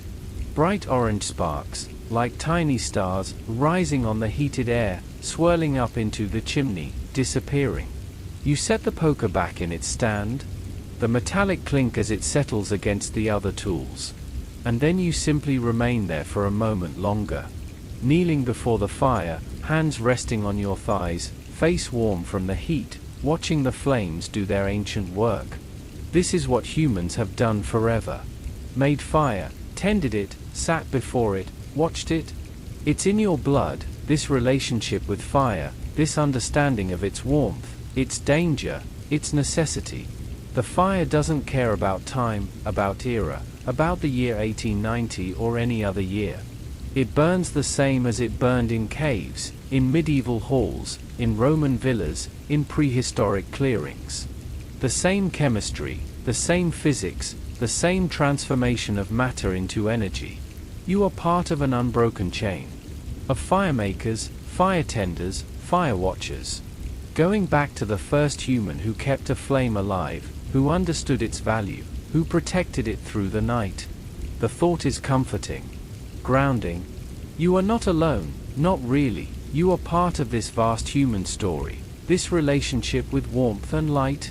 The fire settles into a steady burn. The logs glowing now along their length, the flames steady rather than wild, the combustion efficient, producing maximum heat. You can feel that heat on your face, on your hands, beginning to penetrate your clothing, warming your body. And you realize, you're warm now, truly warm, the last chill from the rainy streets finally driven away, replaced by this deep, penetrating warmth that only fire provides. You're ready now? Ready to return to the chair, to settle in fully, to begin the evening proper. The fire will burn without you, will provide warmth for hours. You've done your work, lit it, established it, fed it. Now you can rest. You push yourself up slowly, rising from the crouch, feeling your knees complain, feeling stiffness in your legs. You straighten slowly, blood shifting, balance adjusting. You stand before the fire, taking one last look, making sure everything is safe, secure, the logs are well positioned, the fire is contained within the hearth, no sparks have escaped to the rug. All is well. You turn. And the armchair is there, waiting, patient as always. The firelight plays across it now, creating new shadows, new highlights. The velvet seems to glow, warm brown in the steady light, darker brown in the shadows, alive with texture. You move toward it, slowly, savoring this moment, this transition from work to rest, from standing to sitting, from activity to stillness. 3 steps, 4, you arrive at the chair. Behind you, the fire crackles, a particularly vigorous pop as a pocket of resin ignites. You don't turn, you trust it, it's doing what fire does. You lower yourself into the chair.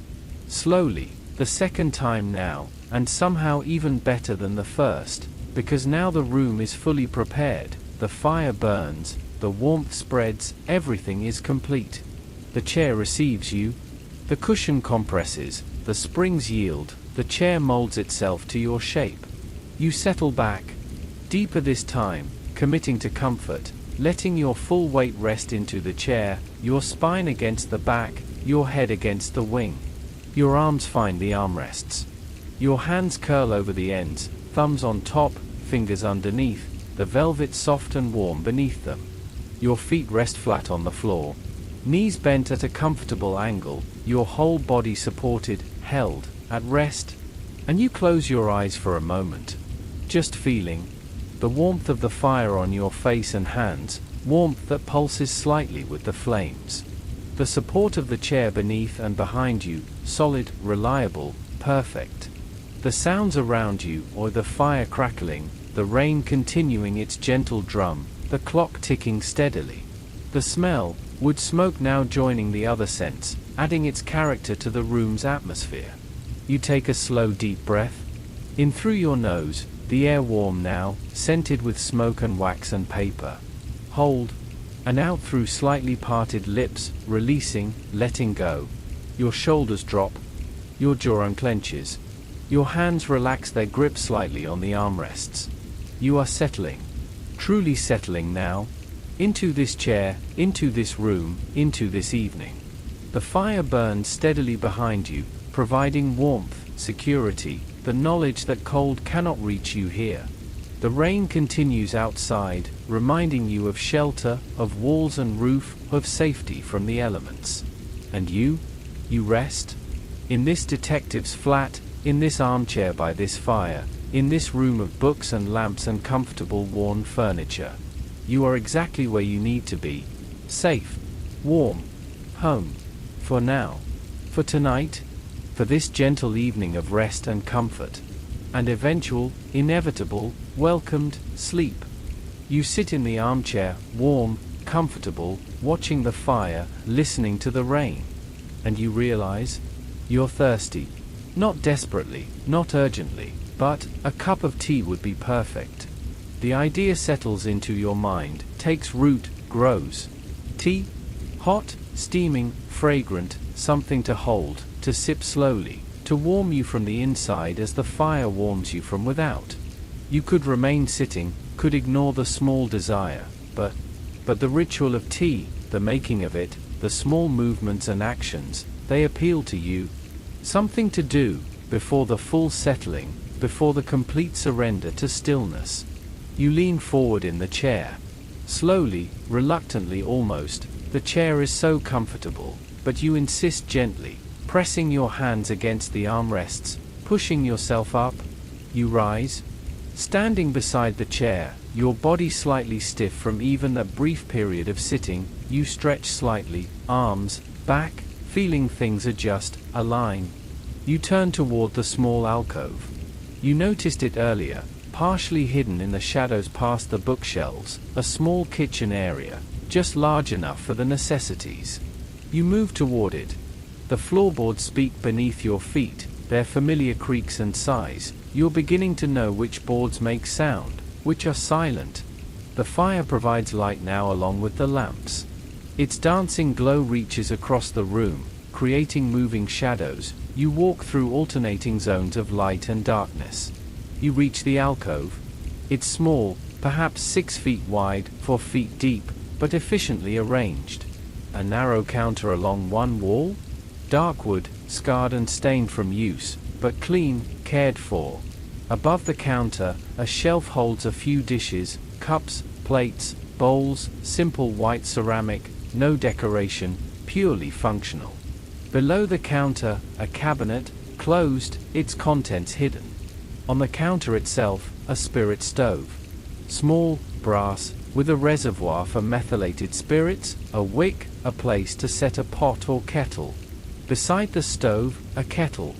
Copper, tarnished to soft browns and greens, but the bottom blackened from countless heatings, the handle worn smooth. You reach for the kettle. Lifting it by the handle, it's light, empty. You hear the slight rattle of something loose inside, a bit of scale perhaps. Beside the stove, a large ceramic jug. White, with a simple blue stripe around its middle. You lift this too, heavier. Water sloshes inside, the sound of liquid against ceramic. You position the jug, tipping it carefully. The spout of the jug meets the opening of the kettle, water begins to pour. You can hear it, the hollow sound changing as the kettle fills, the pitch rising as the water level increases, the volume of the empty space diminishing. You watch the water. It's clear, clean, reflecting the lamplight, catching glints of amber and gold. You fill the kettle about 2/3 full. Enough for several cups, enough to last the evening if you want more later. You set the jug down, carefully, not spilling, and then place the kettle on its stand above the spirit stove. The copper kettle settles with a small metallic sound.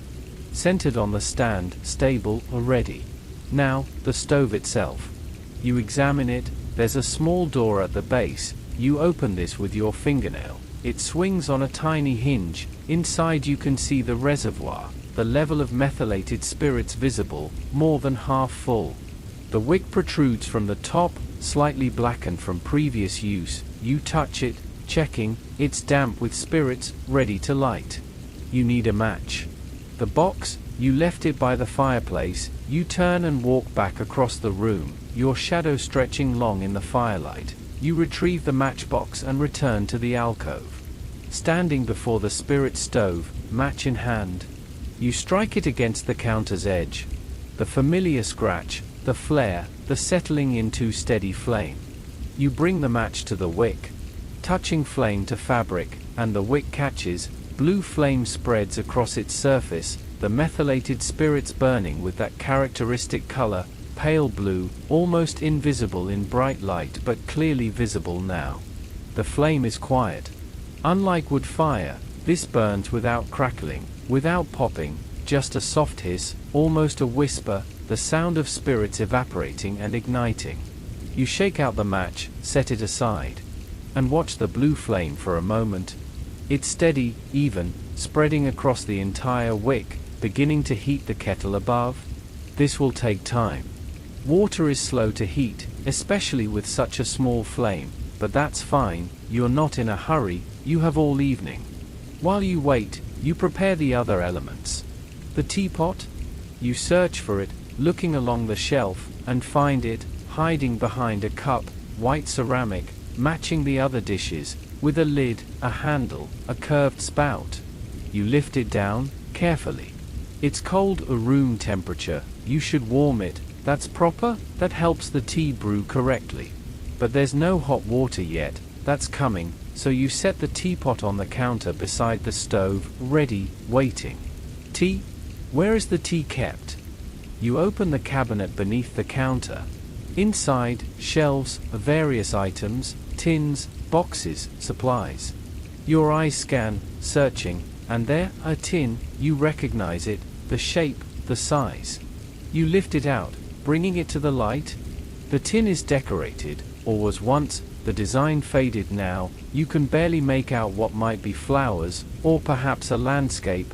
The metal is slightly rusty at the edges, well used, well loved. You pry off the lid. It resists slightly, then pops free with a small sound. And the smell? Tea, dried tea leaves, the scent rising from the tin, earthy, complex, slightly floral, slightly spicy, wonderful. You look inside. Dark leaves, black tea perhaps, all curled and twisted, dried but still holding their essential character, waiting to release their flavor and color and properties into hot water. You set the tin beside the teapot. Everything arranged now, kettle heating, teapot waiting, tea ready. All you need is time. You stand there for a moment, in the small alcove, watching the blue flame, watching the copper kettle. Nothing happens. Not yet. The water is still cold. Heating is a slow process, molecular motion increasing gradually, temperature rising degree by degree. You're patient. This is part of the ritual, the waiting, the anticipation, the knowledge that good things come to those who allow time to work. You lean against the counter. Arms crossed loosely, weight on one leg, comfortable, watching the flame, watching the kettle. The fire in the main room continues to crackle. You can hear it from here, a warm background sound, providing its glow, its heat, its comfort, even at this distance. The rain continues outside. Constant, unchanging, the steady percussion that has become the foundation of the evening's soundscape. And slowly, gradually, the kettle begins to respond to the heat. You can't see anything yet, but you can hear. Very faintly, a sound from within the kettle, not quite a hum, not quite a whisper, but the first suggestion that the water is warming, that molecules are beginning to move faster, that change is beginning. You watch the kettle. Its copper surface, in the lamplight, the tarnish creating patterns, green and brown, and the original copper color showing through in places where the tarnish has been rubbed away. The handle curves elegantly. Designed to be lifted when hot, to stay cool while the kettle itself heats, practical beauty, form following function. The spout is long and narrow, allowing precise pouring, control over where the water goes, how fast it flows. Minutes pass. You don't count them, don't measure, just wait, existing in this small space, in this small moment, doing nothing but waiting for water to heat. And it's peaceful. Not boring, not frustrating, just peaceful, this simple waiting, this absence of urgency. The sound from the kettle increases. You can definitely hear it now, a low rumble, the water warming, convection currents beginning, cooler water sinking, warmer water rising, the liquid in motion though you can't see it. Steam appears at the spout. Just a wisp at first, barely visible, a slight distortion in the air, then more, a thin stream, becoming visible as it cools and condenses. The water is hot now. Not boiling, not yet, but hot enough to see the steam. You wait, patient, allowing it to reach the proper temperature, boiling, the point where water becomes water vapor, where liquid becomes gas. The sound intensifies. A deeper rumble, approaching a roar, small bubbles forming at the bottom of the kettle, rising, releasing their vapor, the water in turbulent motion now. And then, the whistle. The kettle has a whistle, you notice it now, a small mechanism on the spout, and as steam pressure builds, as the boiling intensifies, it begins to sound. Quiet at first, a thin note, then louder, a clear tone, announcing, the water is ready. You reach for the kettle, but carefully, using a cloth, there, a small towel hanging near the stove, you wrap this around the handle, protecting your hand from the heat. You lift the kettle from the flame. It's heavier now, the water inside, you can feel the weight of it, the hot liquid. And you should prepare the teapot first. You set the kettle down briefly, still wrapped in the towel, and pick up the teapot. You pour a small amount of the hot water into it. Just enough to cover the bottom, an inch or so. You swirl this around, feeling the pot begin to warm in your hands, the ceramic absorbing heat. Then you pour this water out into a small basin on the counter, the water steaming as it flows. The teapot is warm now, ready to receive the tea, to hold it at the proper temperature while it steeps. You reach for the tea tin. Opening it again, that wonderful scent rising, you look inside, estimating, how much? Perhaps a spoonful, maybe slightly more, enough for one good pot. But there's no spoon visible. So you simply tip the tin, carefully, over the teapot, watching the dried leaves fall. They tumble from the tin into the pot, dark against the white ceramic, accumulating at the bottom, releasing their scent even more strongly now, anticipating the water, the transformation. Enough? You right the tin, close it, set it aside. And now, the water. You lift the kettle again, wrapped in its towel, feeling the heat even through the fabric. You bring the spout over the teapot. And tip. Water pours from the spout. Clear and hot, steaming violently as it meets the cooler air, flowing into the teapot, over the tea leaves. You watch. The leaves immediately begin to move, to uncurl slightly, to dance in the turbulent water, the water itself beginning to change color, tannins and flavors leaching from the leaves, turning the water amber, brown, the color of tea. You fill the teapot about 3/4 full, leaving room at the top, room for the leaves to expand, for the steeping to happen properly. You set the kettle down, and place the lid on the teapot. The ceramic lid settling into place with a soft clink, sealing in the heat, the steam, allowing the tea to steep in its own small environment. Now you wait again. 3 minutes perhaps. 4, allowing the tea time to brew, to reach its full flavor and strength. You could return to the chair, but somehow that feels wrong, breaking the ritual. You're committed now to seeing this through, to staying here until the tea is ready. So you remain, leaning against the counter, the teapot before you, its lid occasionally rattling slightly as steam pressure builds and releases. You can smell the tea, the scent escaping from around the lid, rich, complex, comforting. Your mouth waters slightly in anticipation. The promise of flavor, of warmth, of the small pleasure of a good cup of tea. Time passes. How much? Enough, your instinct tells you. The tea has steeped long enough. You need a cup?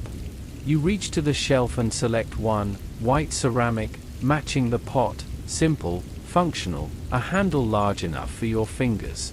You set the cup on the counter beside the pot. And then, carefully, you lift the teapot. It's hot, but the handle is designed to insulate. You can hold it, carefully. You tip the pot over the cup. Tea pours from the spout. Dark brown, rich, steaming, flowing into the cup, filling it, the sound of liquid on ceramic. You pour until the cup is perhaps 3/4 full, leaving room at the top, so you can lift it without spilling, so you can sip without burning yourself. You set the teapot down, and lift the cup, both hands, cradling it, feeling the warmth through the ceramic, significant warmth, real heat, but not unbearable, pleasant. You raise the cup toward your face, bringing it close, inhaling, the steam rising, carrying the scent, tea, pure and strong, with hints of bergamot perhaps. Something floral, something complex. You take the smallest sip, just touching your lips to the liquid, testing the temperature. It's hot, very hot, too hot to drink properly yet, but the taste, even from that tiny contact, wonderful, rich, slightly bitter, slightly sweet, layered and satisfying.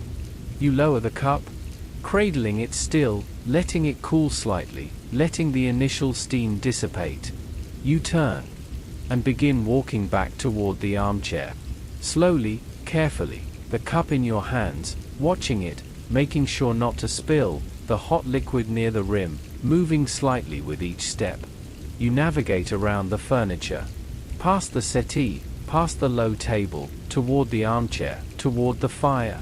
The fire has burned down slightly. Not dangerously, not going out, but settled into glowing coals and steady flames. You arrive at the armchair. Standing before it, the teacup cradled between your palms, feeling its warmth, its weight, the gentle heat radiating through the ceramic into your skin. You look down at the cup.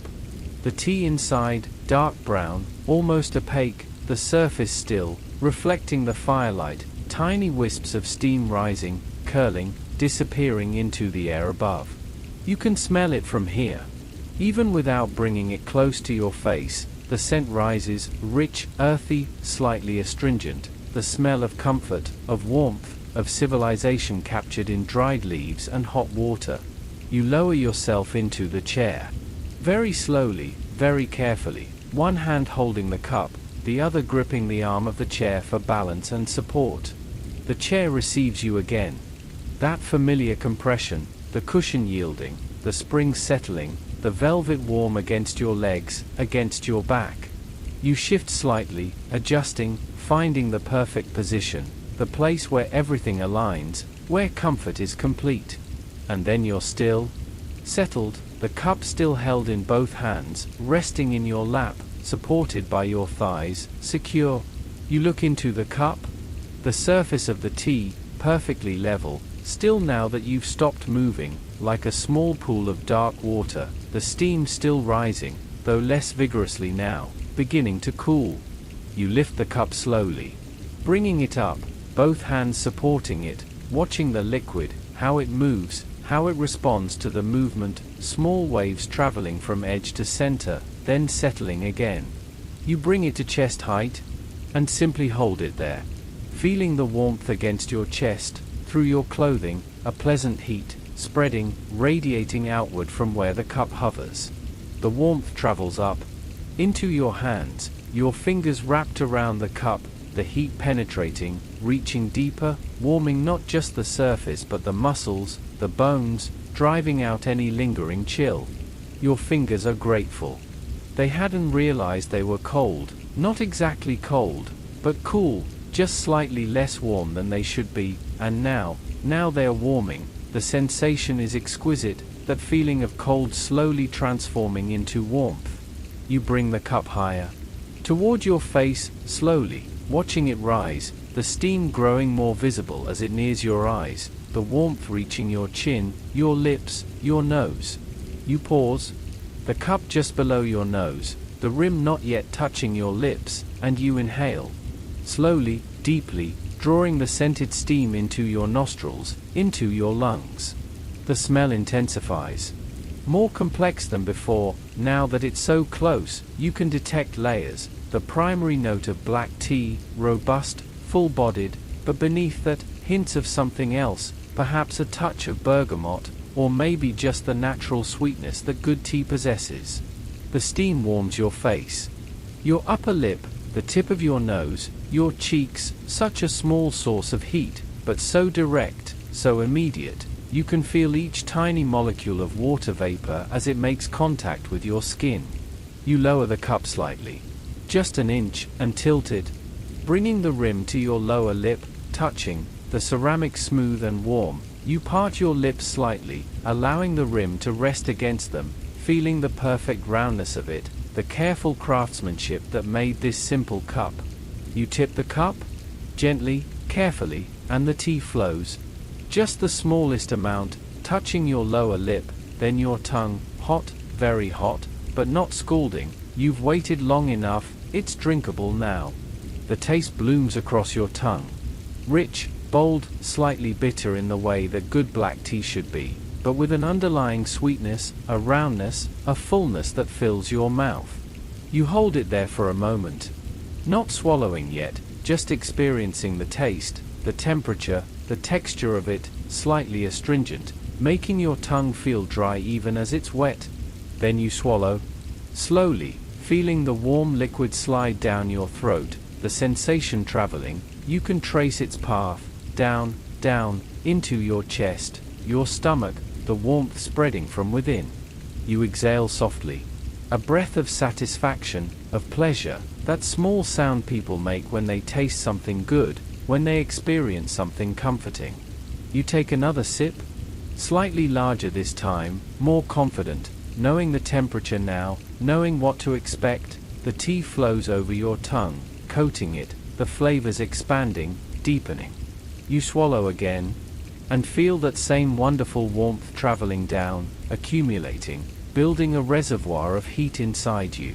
You lower the cup to chest level again, holding it there, both hands wrapped around it, looking into it, seeing how the level has dropped slightly, 2 sips taken, plenty remaining. The fire crackles softly. Drawing your attention, you look toward it. The flames have settled into a steady burn, the logs glowing orange and red, collapsing slowly into themselves as they're consumed, transforming from solid wood into heat and light and ash. The firelight plays across the surface of your tea, creating small reflections, tiny points of orange light dancing on the dark brown surface, moving with the flames, never still, constantly shifting. You watch this for a moment. The interplay of fire and liquid, of light and darkness, mesmerizing in its simplicity. Then you raise the cup again. Another sip, this one even easier, the tea cooling gradually, still hot but approaching the perfect temperature, hot enough to warm but cool enough to drink freely. The taste is consistent. That same rich fullness, but you're noticing new things now, a slight smokiness perhaps, or maybe that's just the influence of the wood fire in the room, scents mingling, creating a combined experience. You rest your head back against the chair. The wing of the chair supporting you, or cradling your head, you can feel the velvet against your hair, soft, warm. You hold the cup with both hands still, resting it on your chest now, feeling its weight, its warmth, your fingers loosely curved around it, not gripping, just touching, maintaining contact. Your eyes half close. Not sleeping, not even truly drowsy yet, but relaxed, surrendering to the moment, to the comfort, to the small perfect pleasure of sitting in a warm room with a cup of hot tea. The rain outside continues. You can hear it, that constant gentle drumming, on the windows, on the roof, the soundtrack of the evening, never intrusive, never loud, just present, reliable, soothing.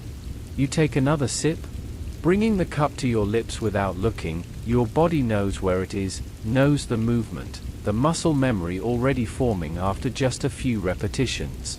The tea is cooler now. Not cold, still pleasantly warm, but no longer hot, reaching that ideal temperature where you can drink freely without concern, where the warmth is comforting rather than challenging. You drink more deeply this time.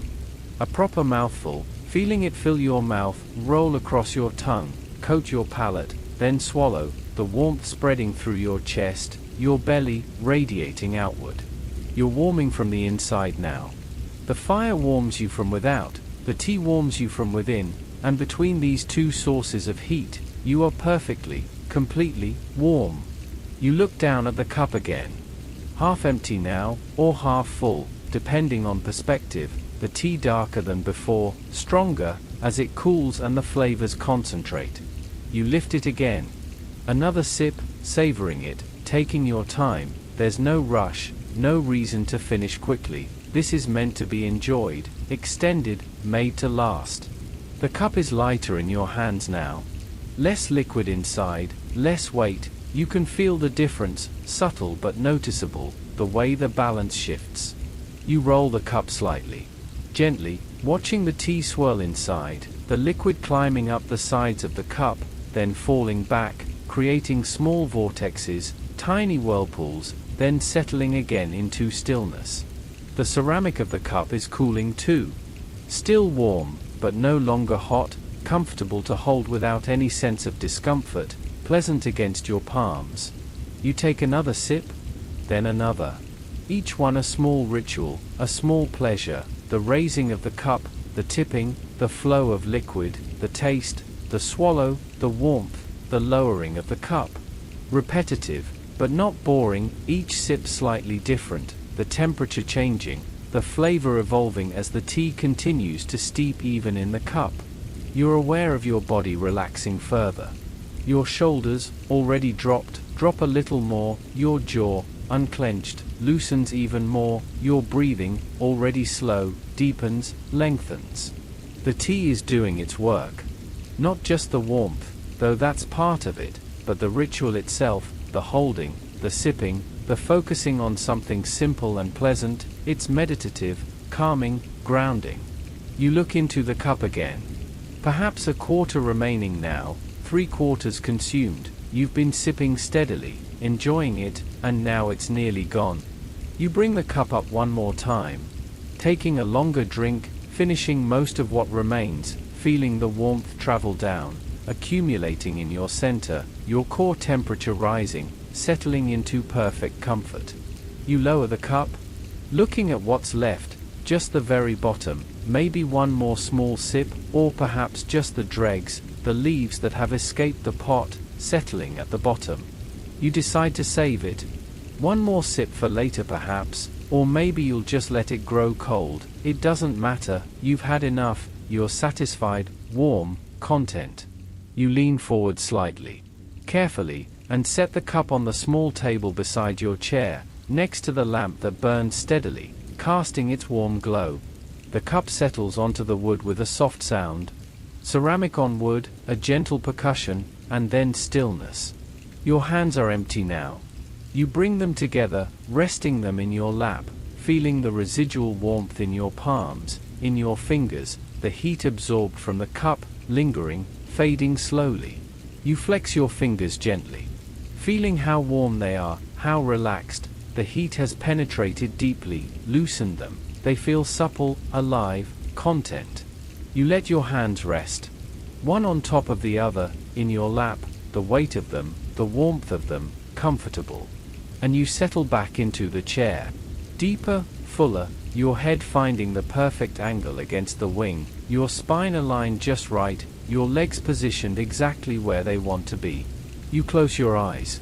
Just for a moment, not sleeping, just resting them, giving them a break from the effort of focusing, of seeing. The fire's warmth reaches you. You can feel it on your face, on your hands, a gentle heat, steady and reliable, the fire burning well, needing nothing, just providing. The tea's warmth fills you from within. Your stomach, your chest, your entire core, warm and settled, comfortable. Between these two warmths, you exist in perfect temperature. Not hot, not cold, just right. You open your eyes slowly, looking at the fire, watching the flames dance, the coals glow, the steady transformation of wood into energy. You take a slow breath, in through your nose, smelling wood smoke and tea and old paper and comfort. Hold, and out through slightly parted lips, releasing, letting go of any remaining tension, any lingering thoughts. You are here, in this chair, in this room, warm and comfortable and safe. The tea has been drunk, the ritual completed, the small pleasure fully experienced. And now you can simply be, rest, exist in this moment of complete comfort.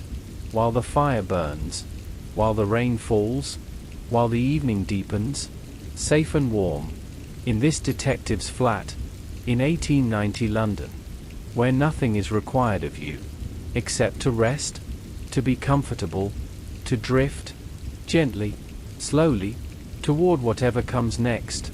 You rest in the armchair, eyes open, watching the fire, feeling the warmth, the comfort, the gentle weight of satisfaction that comes from tea drunk and warmth achieved. But there's something else calling to you now. The books? You've noticed them, touched them, smelled them, but you haven't truly engaged with one, haven't opened pages and let words wash over you. The idea formed slowly. Not urgent, not demanding, just present, the thought that a book would be pleasant, that reading, or something like reading, would complete this evening's atmosphere. You look toward the low table, the one near the settee, scattered with the detective's books and papers. You remember seeing them earlier, volumes left open, marked, in the midst of being read. But those feel, not yours, like touching someone else's thoughts mid-formation. No. You want something different, something from the shelves, something you can choose yourself. You consider rising, walking to the bookshelves, selecting something, but your body resists. You're so comfortable, so settled, the thought of standing feels like too much effort. And then you notice, there, on the small table beside your chair, beneath the lamp, partially hidden by the teacup you just set down, a book? Already there, waiting, as if placed deliberately for this moment. You lean forward slightly, just enough to reach, your hand extending, fingers touching the book's spine, feeling the texture, cloth binding, worn soft. You pull it toward you, slowly, sliding it across the wooden surface of the table, the sound of cloth on wood, a soft whisper, until it's close enough to lift. You pick it up, both hands, feeling its weight, moderate, perhaps 200 pages, not too heavy, not too light, substantial enough to feel real. The cover is dark green. Fabric, not leather, the weave visible up close, slightly faded, the color lighter in some places where sunlight or handling has bleached it. There's a title stamped on the cover. Gold lettering, but most of it worn away. You can make out a few letters, an E, an S, but not enough to read it fully, the meaning lost to time and touch. You run your fingers over the cover, feeling the texture, the slight roughness of the fabric, the smoothness where it's been handled most, the corners slightly bent, rounded by impact and use. You open it. Slowly, feeling the resistance of the spine. The book hasn't been opened in some time. The covers don't want to separate, but you insist gently, persuading rather than forcing. The spine cracks softly. A satisfying sound, the sound of a book being read, being used for its purpose, and the covers fall open in your hands. The first page. Blank, or mostly blank, just a small notation in pencil in one corner, numbers, perhaps a price, or a catalog number, faded and irrelevant now. You turn the page. The paper whispers as it moves, that particular sound of old paper, slightly brittle, slightly dry, sliding against its neighbor. The title page. Now you can read it, the full title revealed. Essays on the Natural World, and below that, an author's name, someone you don't recognize, and a date. 1867, nearly 25 years old. This book has existed for a quarter century, absorbing time, stories, handling. You turn another page. A table of contents, listing essays. On the migration of birds. The formation of clouds. Tidal patterns and lunar influence.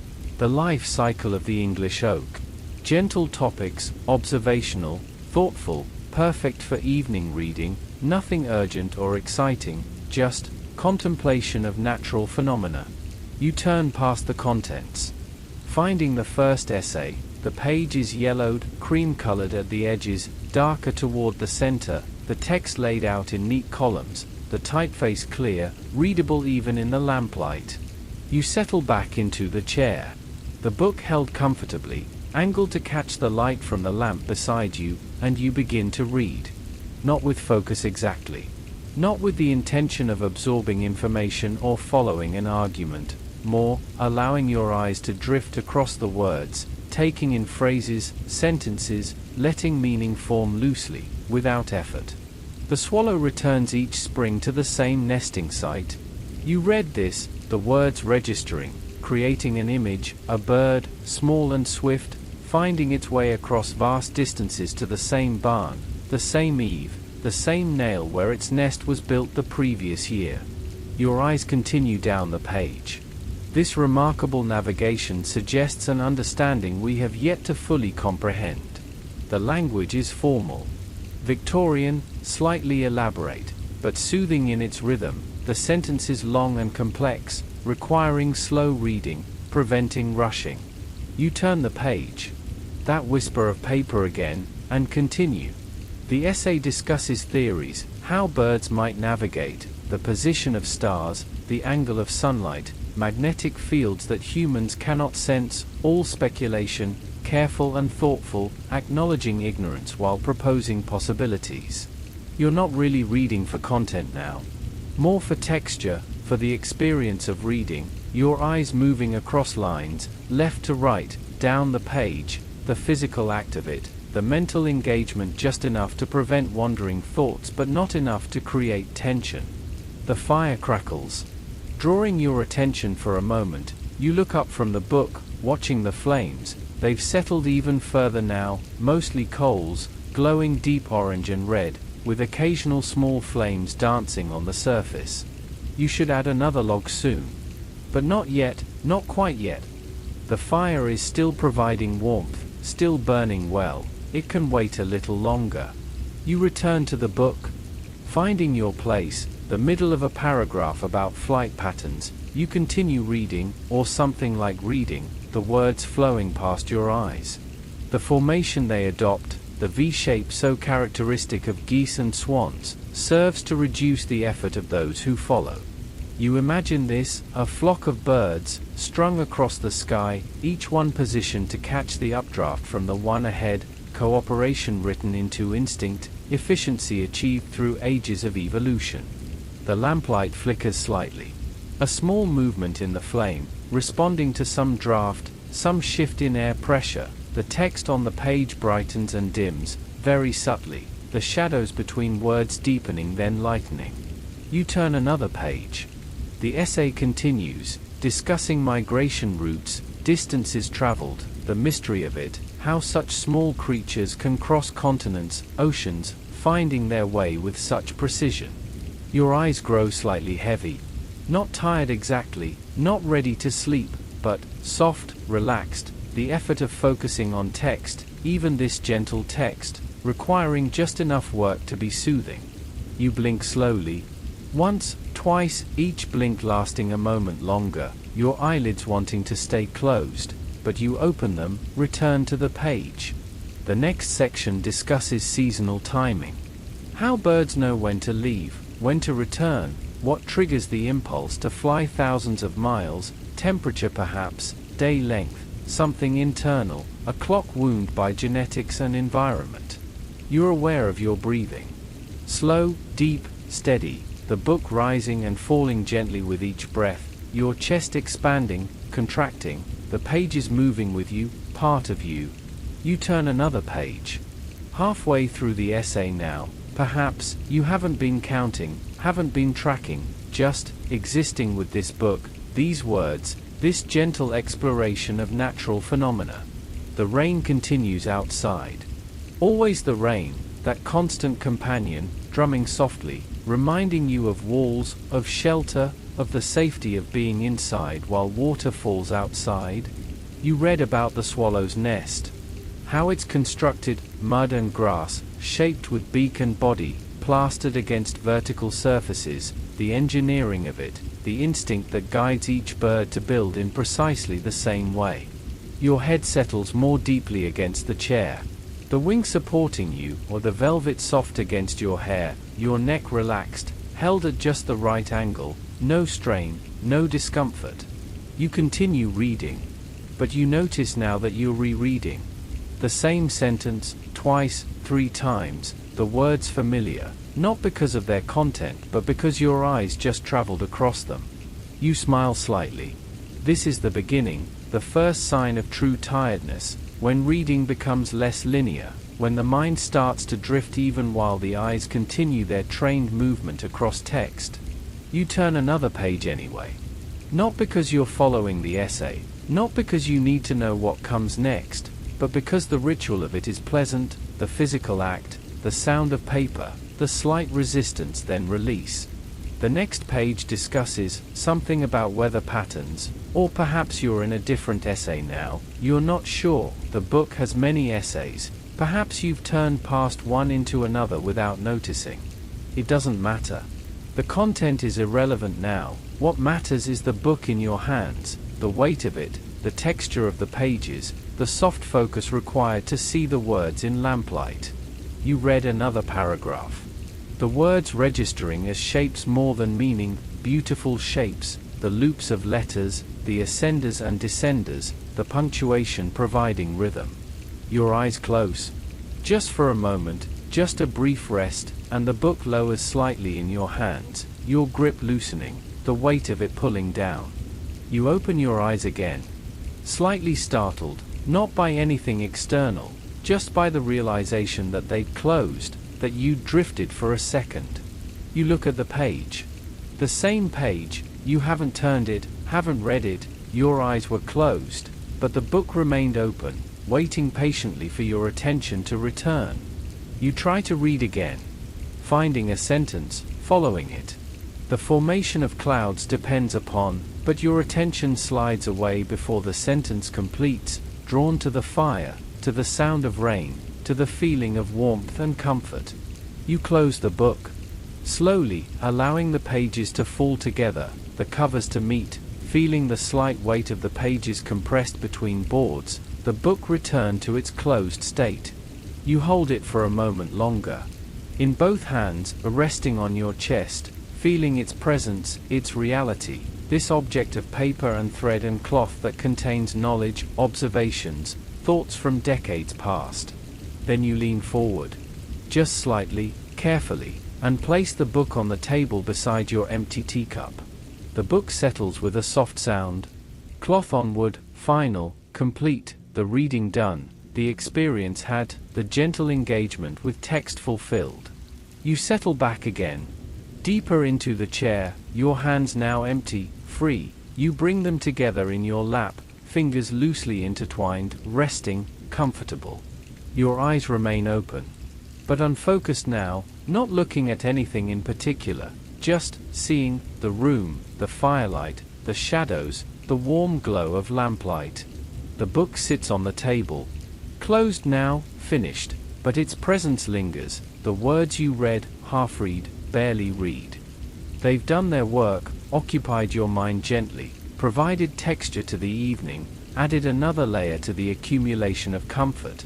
You take a slow breath in, deep, filling your lungs, smelling smoke and tea and old paper. Hold for just a moment, and out, slow, steady, releasing. Your shoulders drop even further. Fully relaxed now, no tension remaining, the muscles soft, yielding to gravity, allowing the chair to hold all your weight. Your hands rest heavily in your lap. No energy in them, no impulse to move, just resting, warm and still. Your head sinks deeper into the chair's wing. The perfect angle achieved, the perfect support, your neck completely relaxed, no effort required to hold your head up, the chair doing everything. You blink slowly, your eyelids heavy, wanting to stay closed, but you open them once more, looking at the fire, watching the coals glow. The room is perfect. Warm, quiet, safe, the lamplight steady, the firelight dancing gently, the rain providing its constant whisper. You've drunk your tea. You've read your book. You've done the small rituals of evening comfort. And now there's nothing left to do. Except rest, except be, except allow the evening to continue its gentle progression. Toward deeper comfort. Toward deeper rest. Toward the soft edge of sleep. That will come. Eventually. In its own time. While you simply exist here. Safe. Warm. Comfortable. Drifting. Gently. So gently. Into whatever comes next. The book is heavy in your hands, a weight of paper and leather that has served its purpose, grounding you in this moment, holding you still. Slowly, very slowly, you begin to close it.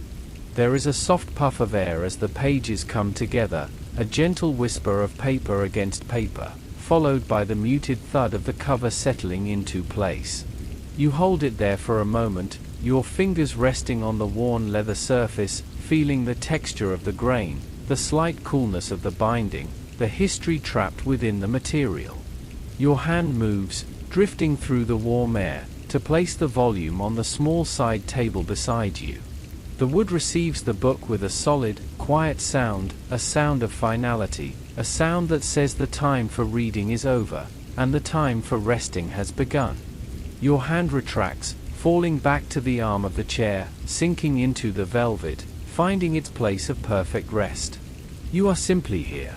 Existing. Breathing. Drifting.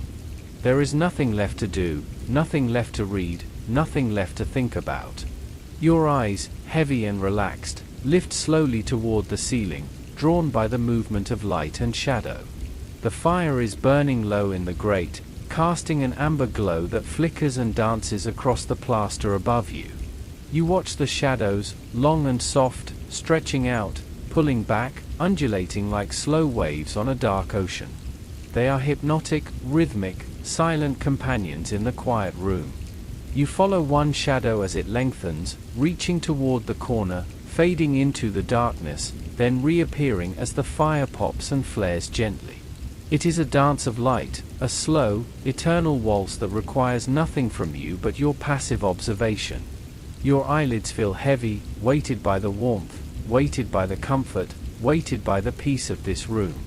You let your gaze drop, drifting down from the ceiling, moving slowly across the room, taking in the textures that surround you. The walls are dim, wrapped in the soft embrace of the evening, the wallpaper pattern barely visible, just a suggestion of floral shapes fading into the gloom. You see a framed photograph on the far wall, the glass reflecting a tiny point of firelight. The faces within are indistinct, faded sepia tones, silent watchers, calm and serious, guarding the quiet of the room. They belong to the past, just as this moment belongs to the quiet, to the stillness. Your eyes drift lower, settling on the Persian rug beneath your feet. The patterns are complex, weaving in and out, deep reds, faded blues, threads of gold that catch the dying light. You trace the lines with your eyes, following a spiral, inward, and inward, and inward, until the pattern blurs, softening into a single field of color. It is too much effort to focus, so you let your vision soften, let the room become a wash of warm tones and comforting shadows. You become aware of your body, the physical reality of your presence in this chair. Gravity is your friend here, a gentle, constant hand pressing you down, anchoring you.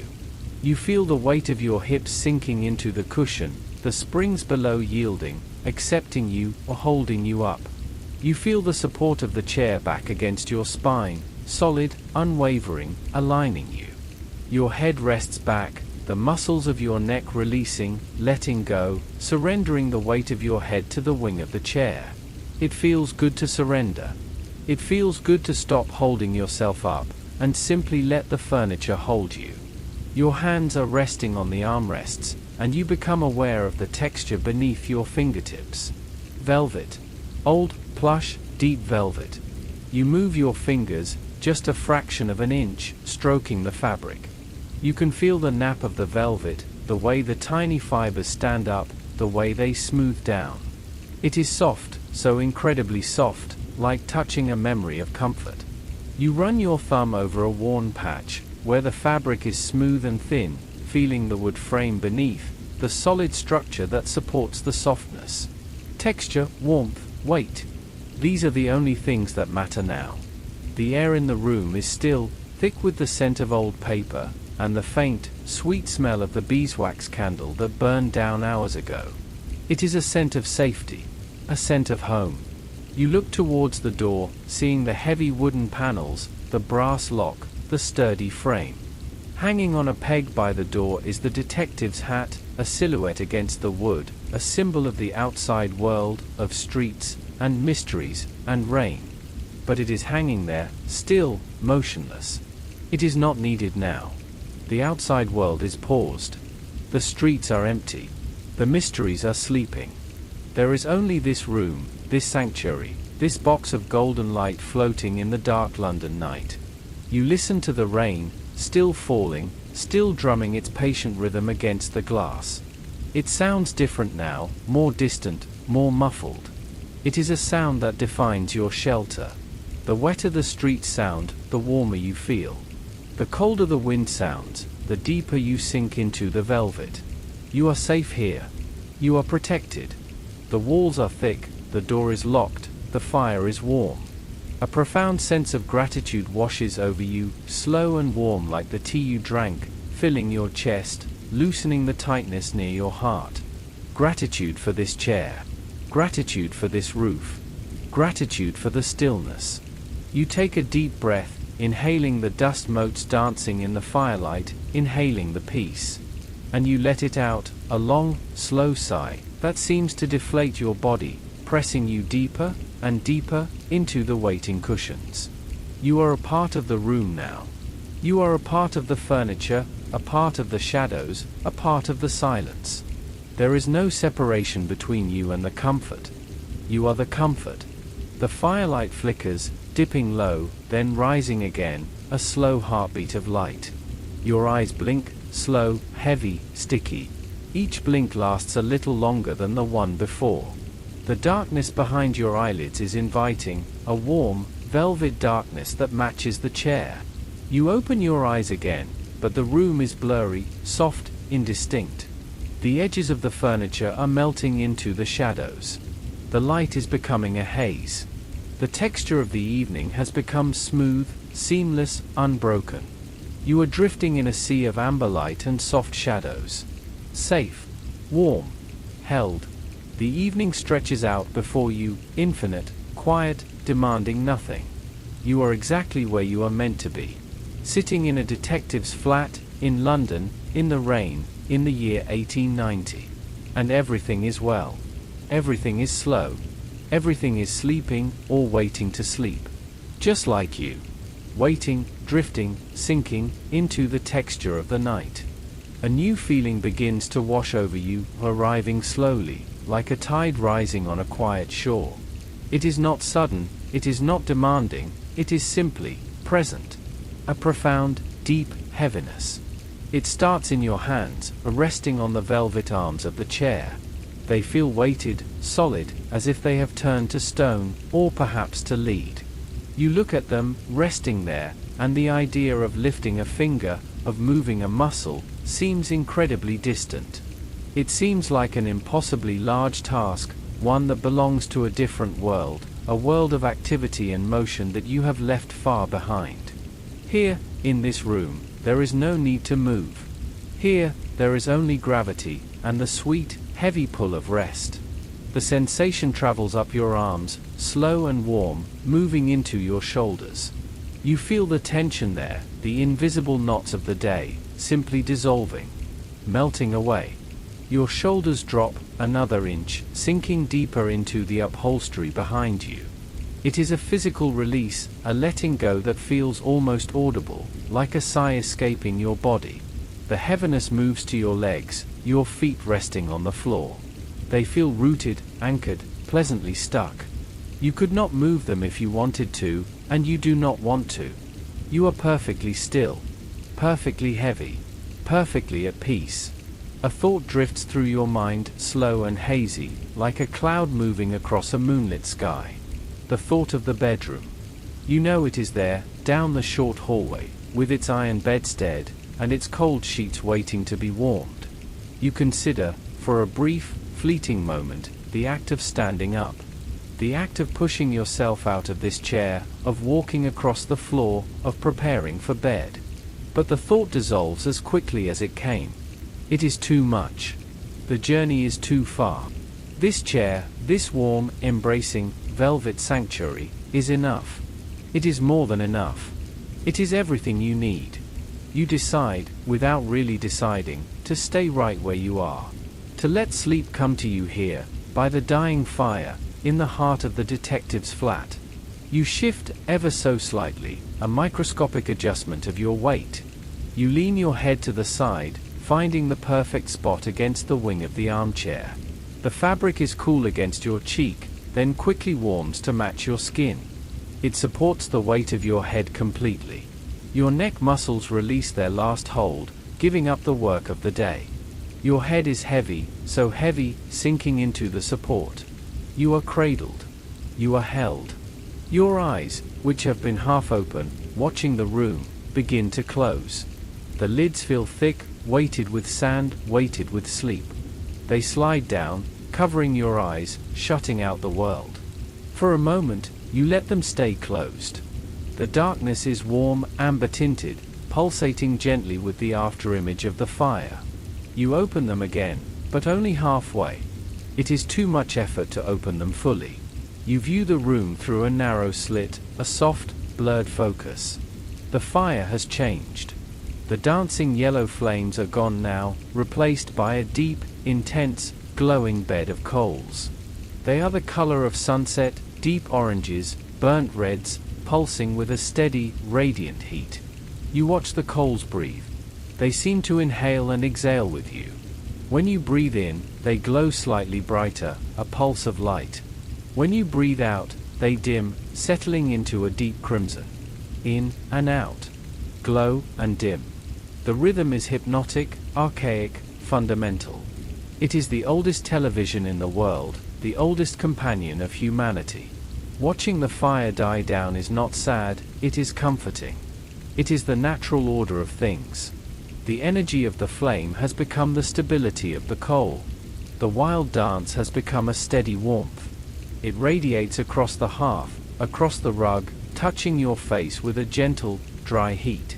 The room is perfectly warm now. Not hot, not stifling, just a perfect equilibrium. A cocoon of temperate air that wraps around you like a second skin. You feel safe.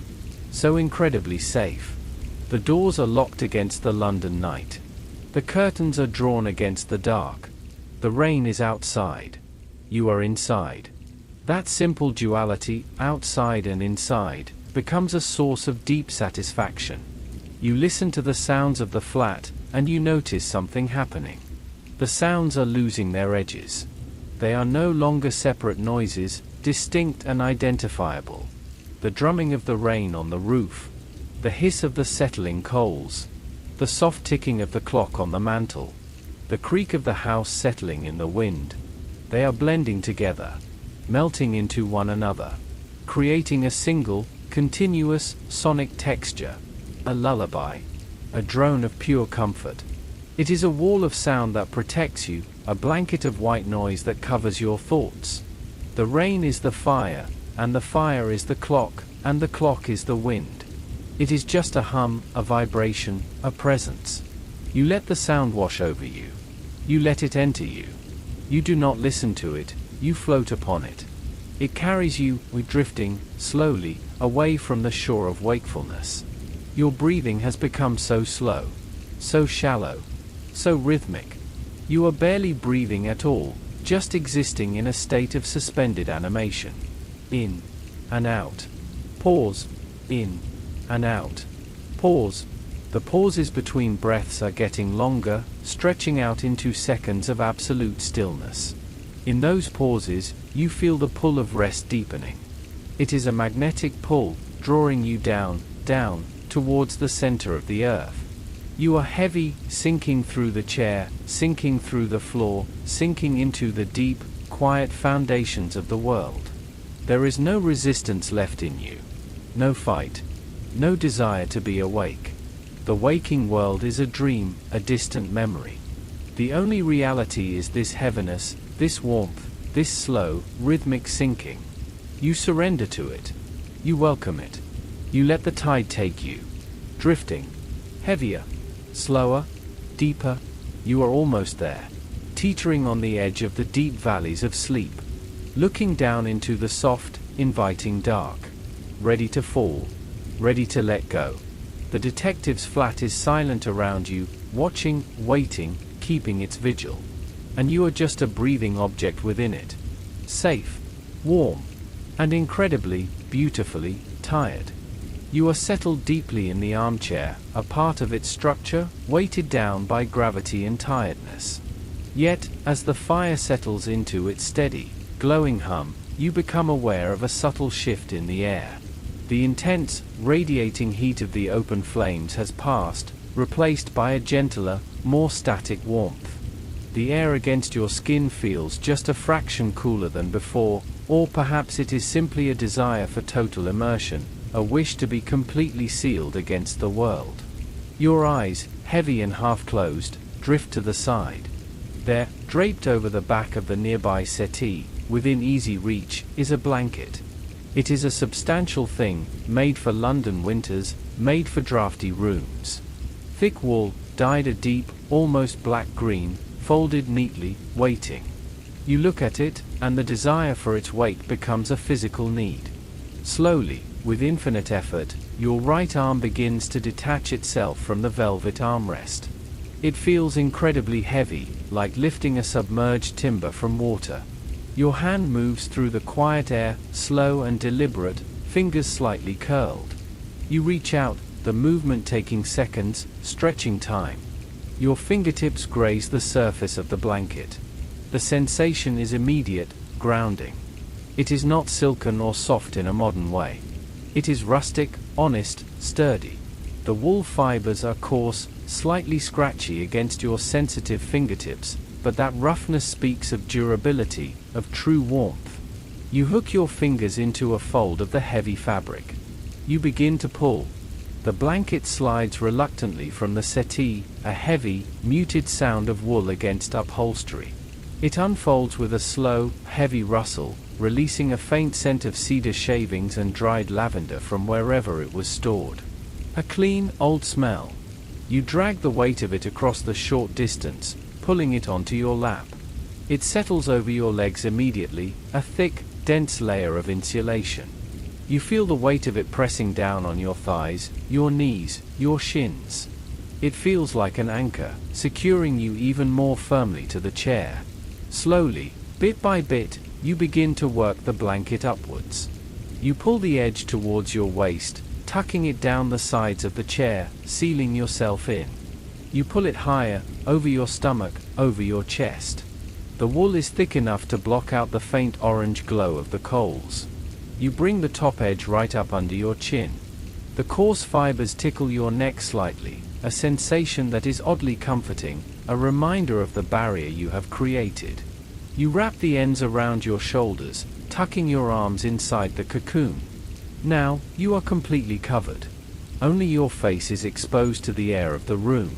Beneath the blanket, a transformation begins. Almost instantly, you feel the environment changing. The air trapped between your body and the thick wool begins to warm. Your own body heat, radiating outwards, is caught, held, and reflected back to you. It creates a microclimate, a tiny, private world of escalating warmth. You feel it gathering around your feet first, driving out any lingering chill from the floor. Then up your legs, around your torso. It is a dry, intense, permeating heat. It seeps through your clothing, through your skin, sinking into your very bones. The weight of the blanket feels like a sustained embrace, a firm, protective hold that wraps entirely around you. Wrapped in this new layer, buried under this weight, your body gives up its final resistances. Tension you did not even know you were holding begins to dissolve in the heat. Your jaw, which had been slightly set, unclenches completely. Your teeth part slightly, your tongue resting softly in the roof of your mouth. The muscles of your face become smooth, expressionless, slack.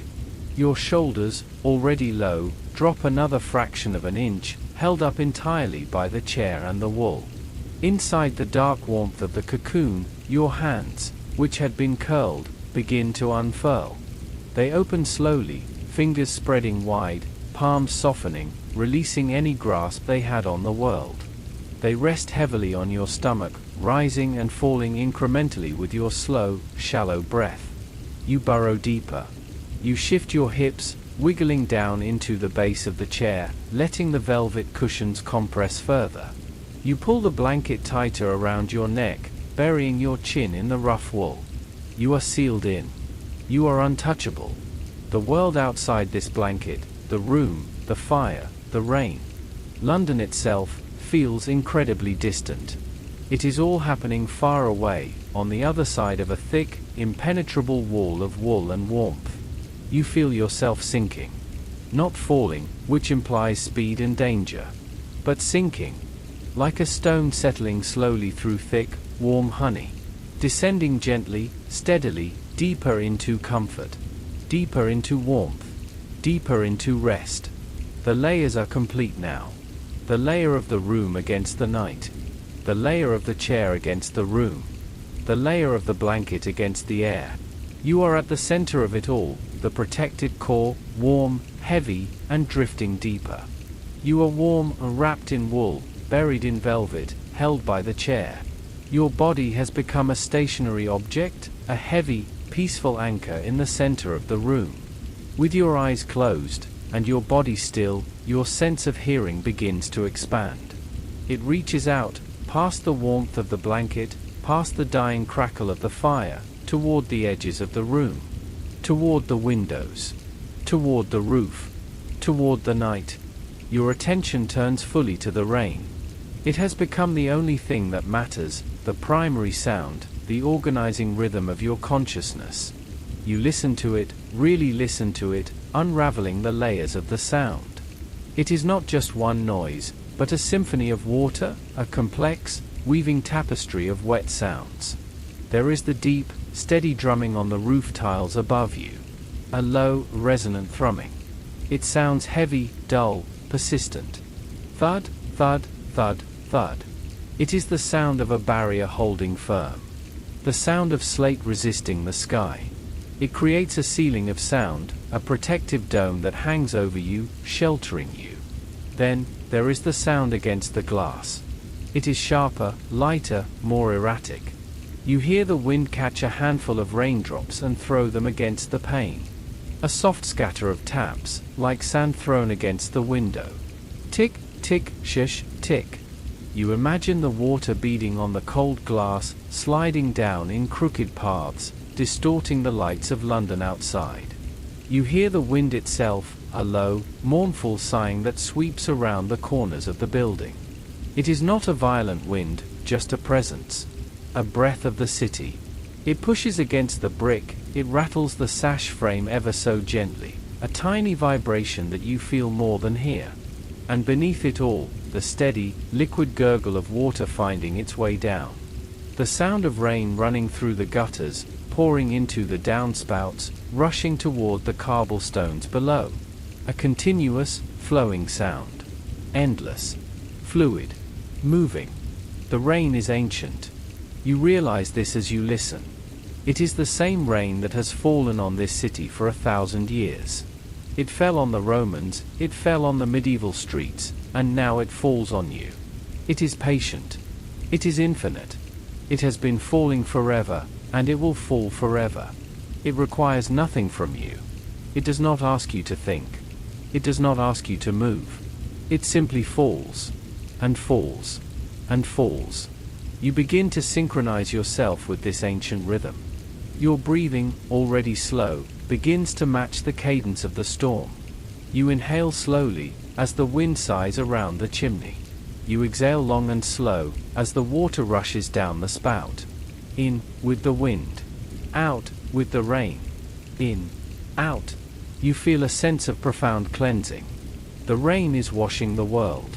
It is washing the soot from the bricks. It is washing the dust from the streets. And in your mind, it is washing away the day. Every worry, every thought, every memory of the last 12 hours is being gently rinsed away, dissolving into the water, flowing away into the dark. Your mind is becoming like the street outside, empty, glistening, quiet. You allow your imagination to drift, floating out of the window, just for a moment. You see the street below in your mind's eye. You see the black, wet cobblestones shining in the gaslight. You see the puddles, perfectly still circles of water, reflecting the amber glow of the street lamps. There is no one there. No carriages. No horses. No people. Just the rain, dancing on the stones. Just the mist, curling around the lampposts. It is a beautiful, lonely, peaceful scene. A world asleep. A world underwater. And you are above it all. Safe in your tower. Dry in your room. Warm in your blanket. The contrast makes the comfort deeper. Knowing how wet the street is, makes the wall feel warmer. Knowing how cold the wind is, makes the fire feel sweeter. You pull your awareness back inside, back into the room, back into your heavy body. The sound of the rain becomes a drone. A white noise that fills every corner of your mind. It is a hypnotic, static sound. It smooths out the edges of your thoughts. It blurs the boundaries of the moment. There is no past. There is no future. There is only the sound of falling water. A continuous, hushing sound. Shush, shush, shush. The city is saying hush. The sky is saying hush. The night is rocking you, or gently, rhythmically, to the sound of the rain. You let go of the last effort of listening. You stop trying to distinguish the roof from the window, the wind from the water. You let it all blend into one great, soft ocean of sound. It surrounds you. It cradles you. It carries you. You are floating on the sound. Drifting on the sound. Being borne away by the sound. Deeper and deeper into the gray, soft, rainy dark. You are warm and wrapped in wool, buried in velvet, held by the chair. Your body has become a stationary object, a heavy, peaceful anchor in the center of the room. With your eyes closed, and your body still, your sense of hearing begins to expand. It reaches out, past the warmth of the blanket, past the dying crackle of the fire, toward the edges of the room, toward the windows, toward the roof, toward the night. Your attention turns fully to the rain.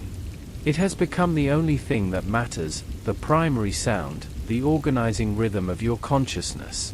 You listen to it, really listen to it, unraveling the layers of the sound. It is not just one noise, but a symphony of water, a complex, weaving tapestry of wet sounds.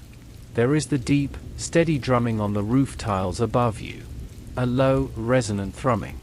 It sounds heavy, dull, persistent. Thud, thud, thud, thud. It is the sound of a barrier holding firm. The sound of slate resisting the sky. It creates a ceiling of sound, a protective dome that hangs over you, sheltering you. Then, there is the sound against the glass. It is sharper, lighter, more erratic. You hear the wind catch a handful of raindrops and throw them against the pane. A soft scatter of taps, like sand thrown against the window. Tick, tick, shish, tick. You imagine the water beading on the cold glass, sliding down in crooked paths, distorting the lights of London outside. You hear the wind itself, a low, mournful sighing that sweeps around the corners of the building. It is not a violent wind, just a presence. A breath of the city. It pushes against the brick, it rattles the sash frame ever so gently, a tiny vibration that you feel more than hear. And beneath it all, the steady, liquid gurgle of water finding its way down. The sound of rain running through the gutters, pouring into the downspouts, rushing toward the cobblestones below. A continuous, flowing sound. Endless. Fluid. Moving. The rain is ancient. You realize this as you listen. It is the same rain that has fallen on this city for 1,000 years. It fell on the Romans, it fell on the medieval streets, and now it falls on you. It is patient. It is infinite. It has been falling forever, and it will fall forever. It requires nothing from you. It does not ask you to think. It does not ask you to move. It simply falls, and falls, and falls. You begin to synchronize yourself with this ancient rhythm. Your breathing, already slow, begins to match the cadence of the storm. You inhale slowly, as the wind sighs around the chimney. You exhale long and slow, as the water rushes down the spout. In, with the wind. Out, with the rain. In, out. You feel a sense of profound cleansing. The rain is washing the world. It is washing the soot from the bricks. It is washing the dust from the streets. And in your mind, it is washing away the day. Every worry, every thought, every memory of the last 12 hours is being gently rinsed away, dissolving into the water, flowing away into the dark. Your mind is becoming like the street outside, empty, glistening, quiet. You allow your imagination to drift, floating out of the window, just for a moment. You see the street below in your mind's eye. You see the black, wet cobblestones shining in the gaslight. You see the puddles, perfectly still circles of water, reflecting the amber glow of the street lamps. There is no one there. No carriages. No horses.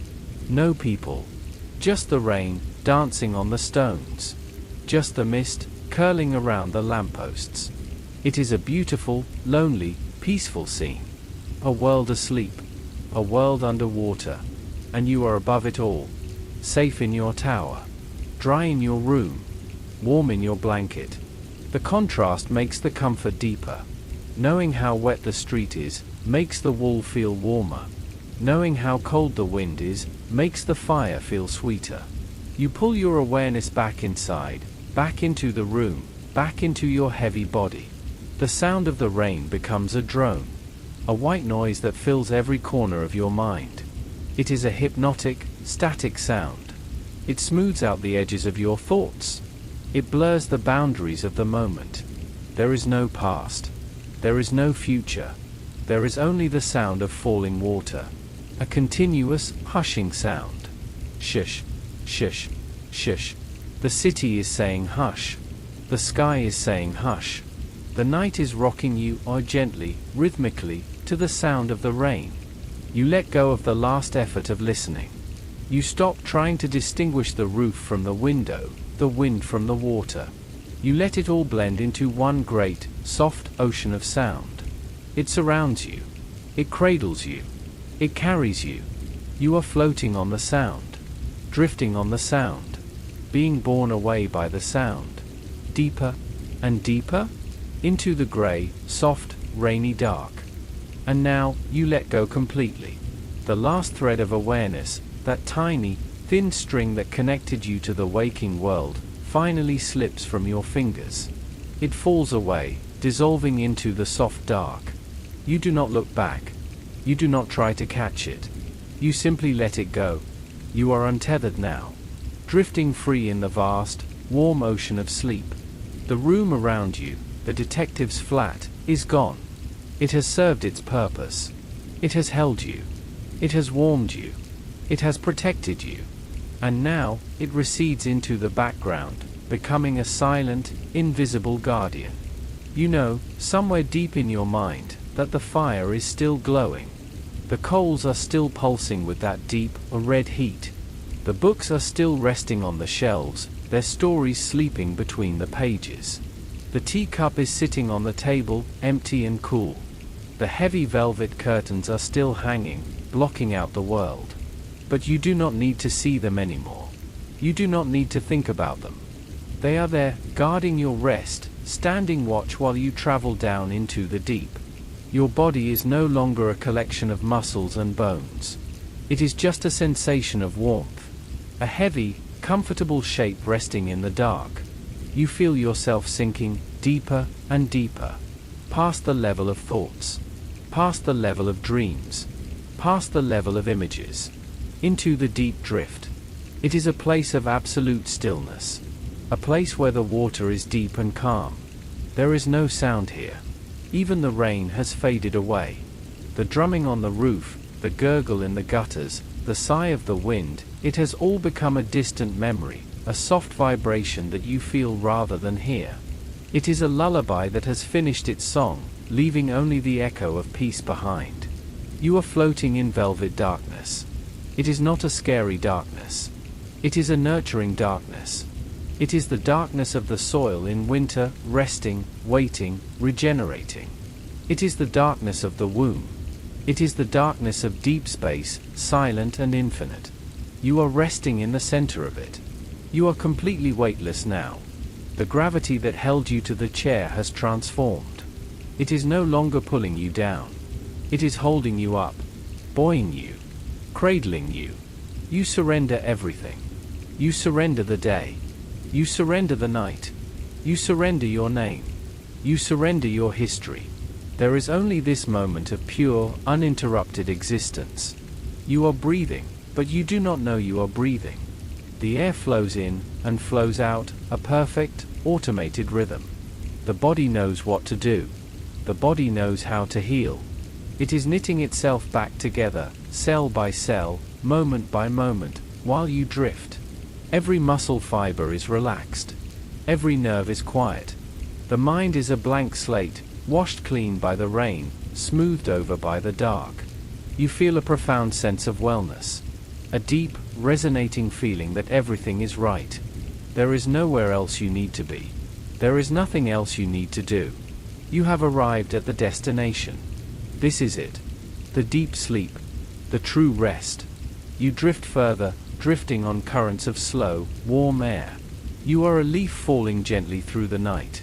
Turning slowly, rocking gently, descending. Down, down, down. Into the softest, deepest cushions of the night. The silence is beautiful. It is a heavy, thick silence that wraps around you like the wool blanket. It fills your ears. It fills your mind. It is a silence that heals. You are safe. You are so safe. The detective's flat is a fortress of solitude. The walls are thick. The door is locked. The world outside has stopped turning just for you. The rain continues its vigil, a circle of water protecting your sleep. But you are far below it now. You are deep underground, deep in the warmth, deep in the peace. There is nothing left to say. There is nothing left to hear. There is only the drift. The slow, endless, gentle drift. Sinking into the dark. Sinking into the quiet. Sinking into the warmth. Sleep is rising up to meet you. It rises like a tide, warm and dark and irresistible. It covers you completely. It takes you. You accept it. You welcome it. You are one with the sleep. You are the sleep. Deep, dreamless, eternal. Rest. The fire glows on in the silence. The rain falls on in the night. And you sleep. You sleep. You sleep. Good night.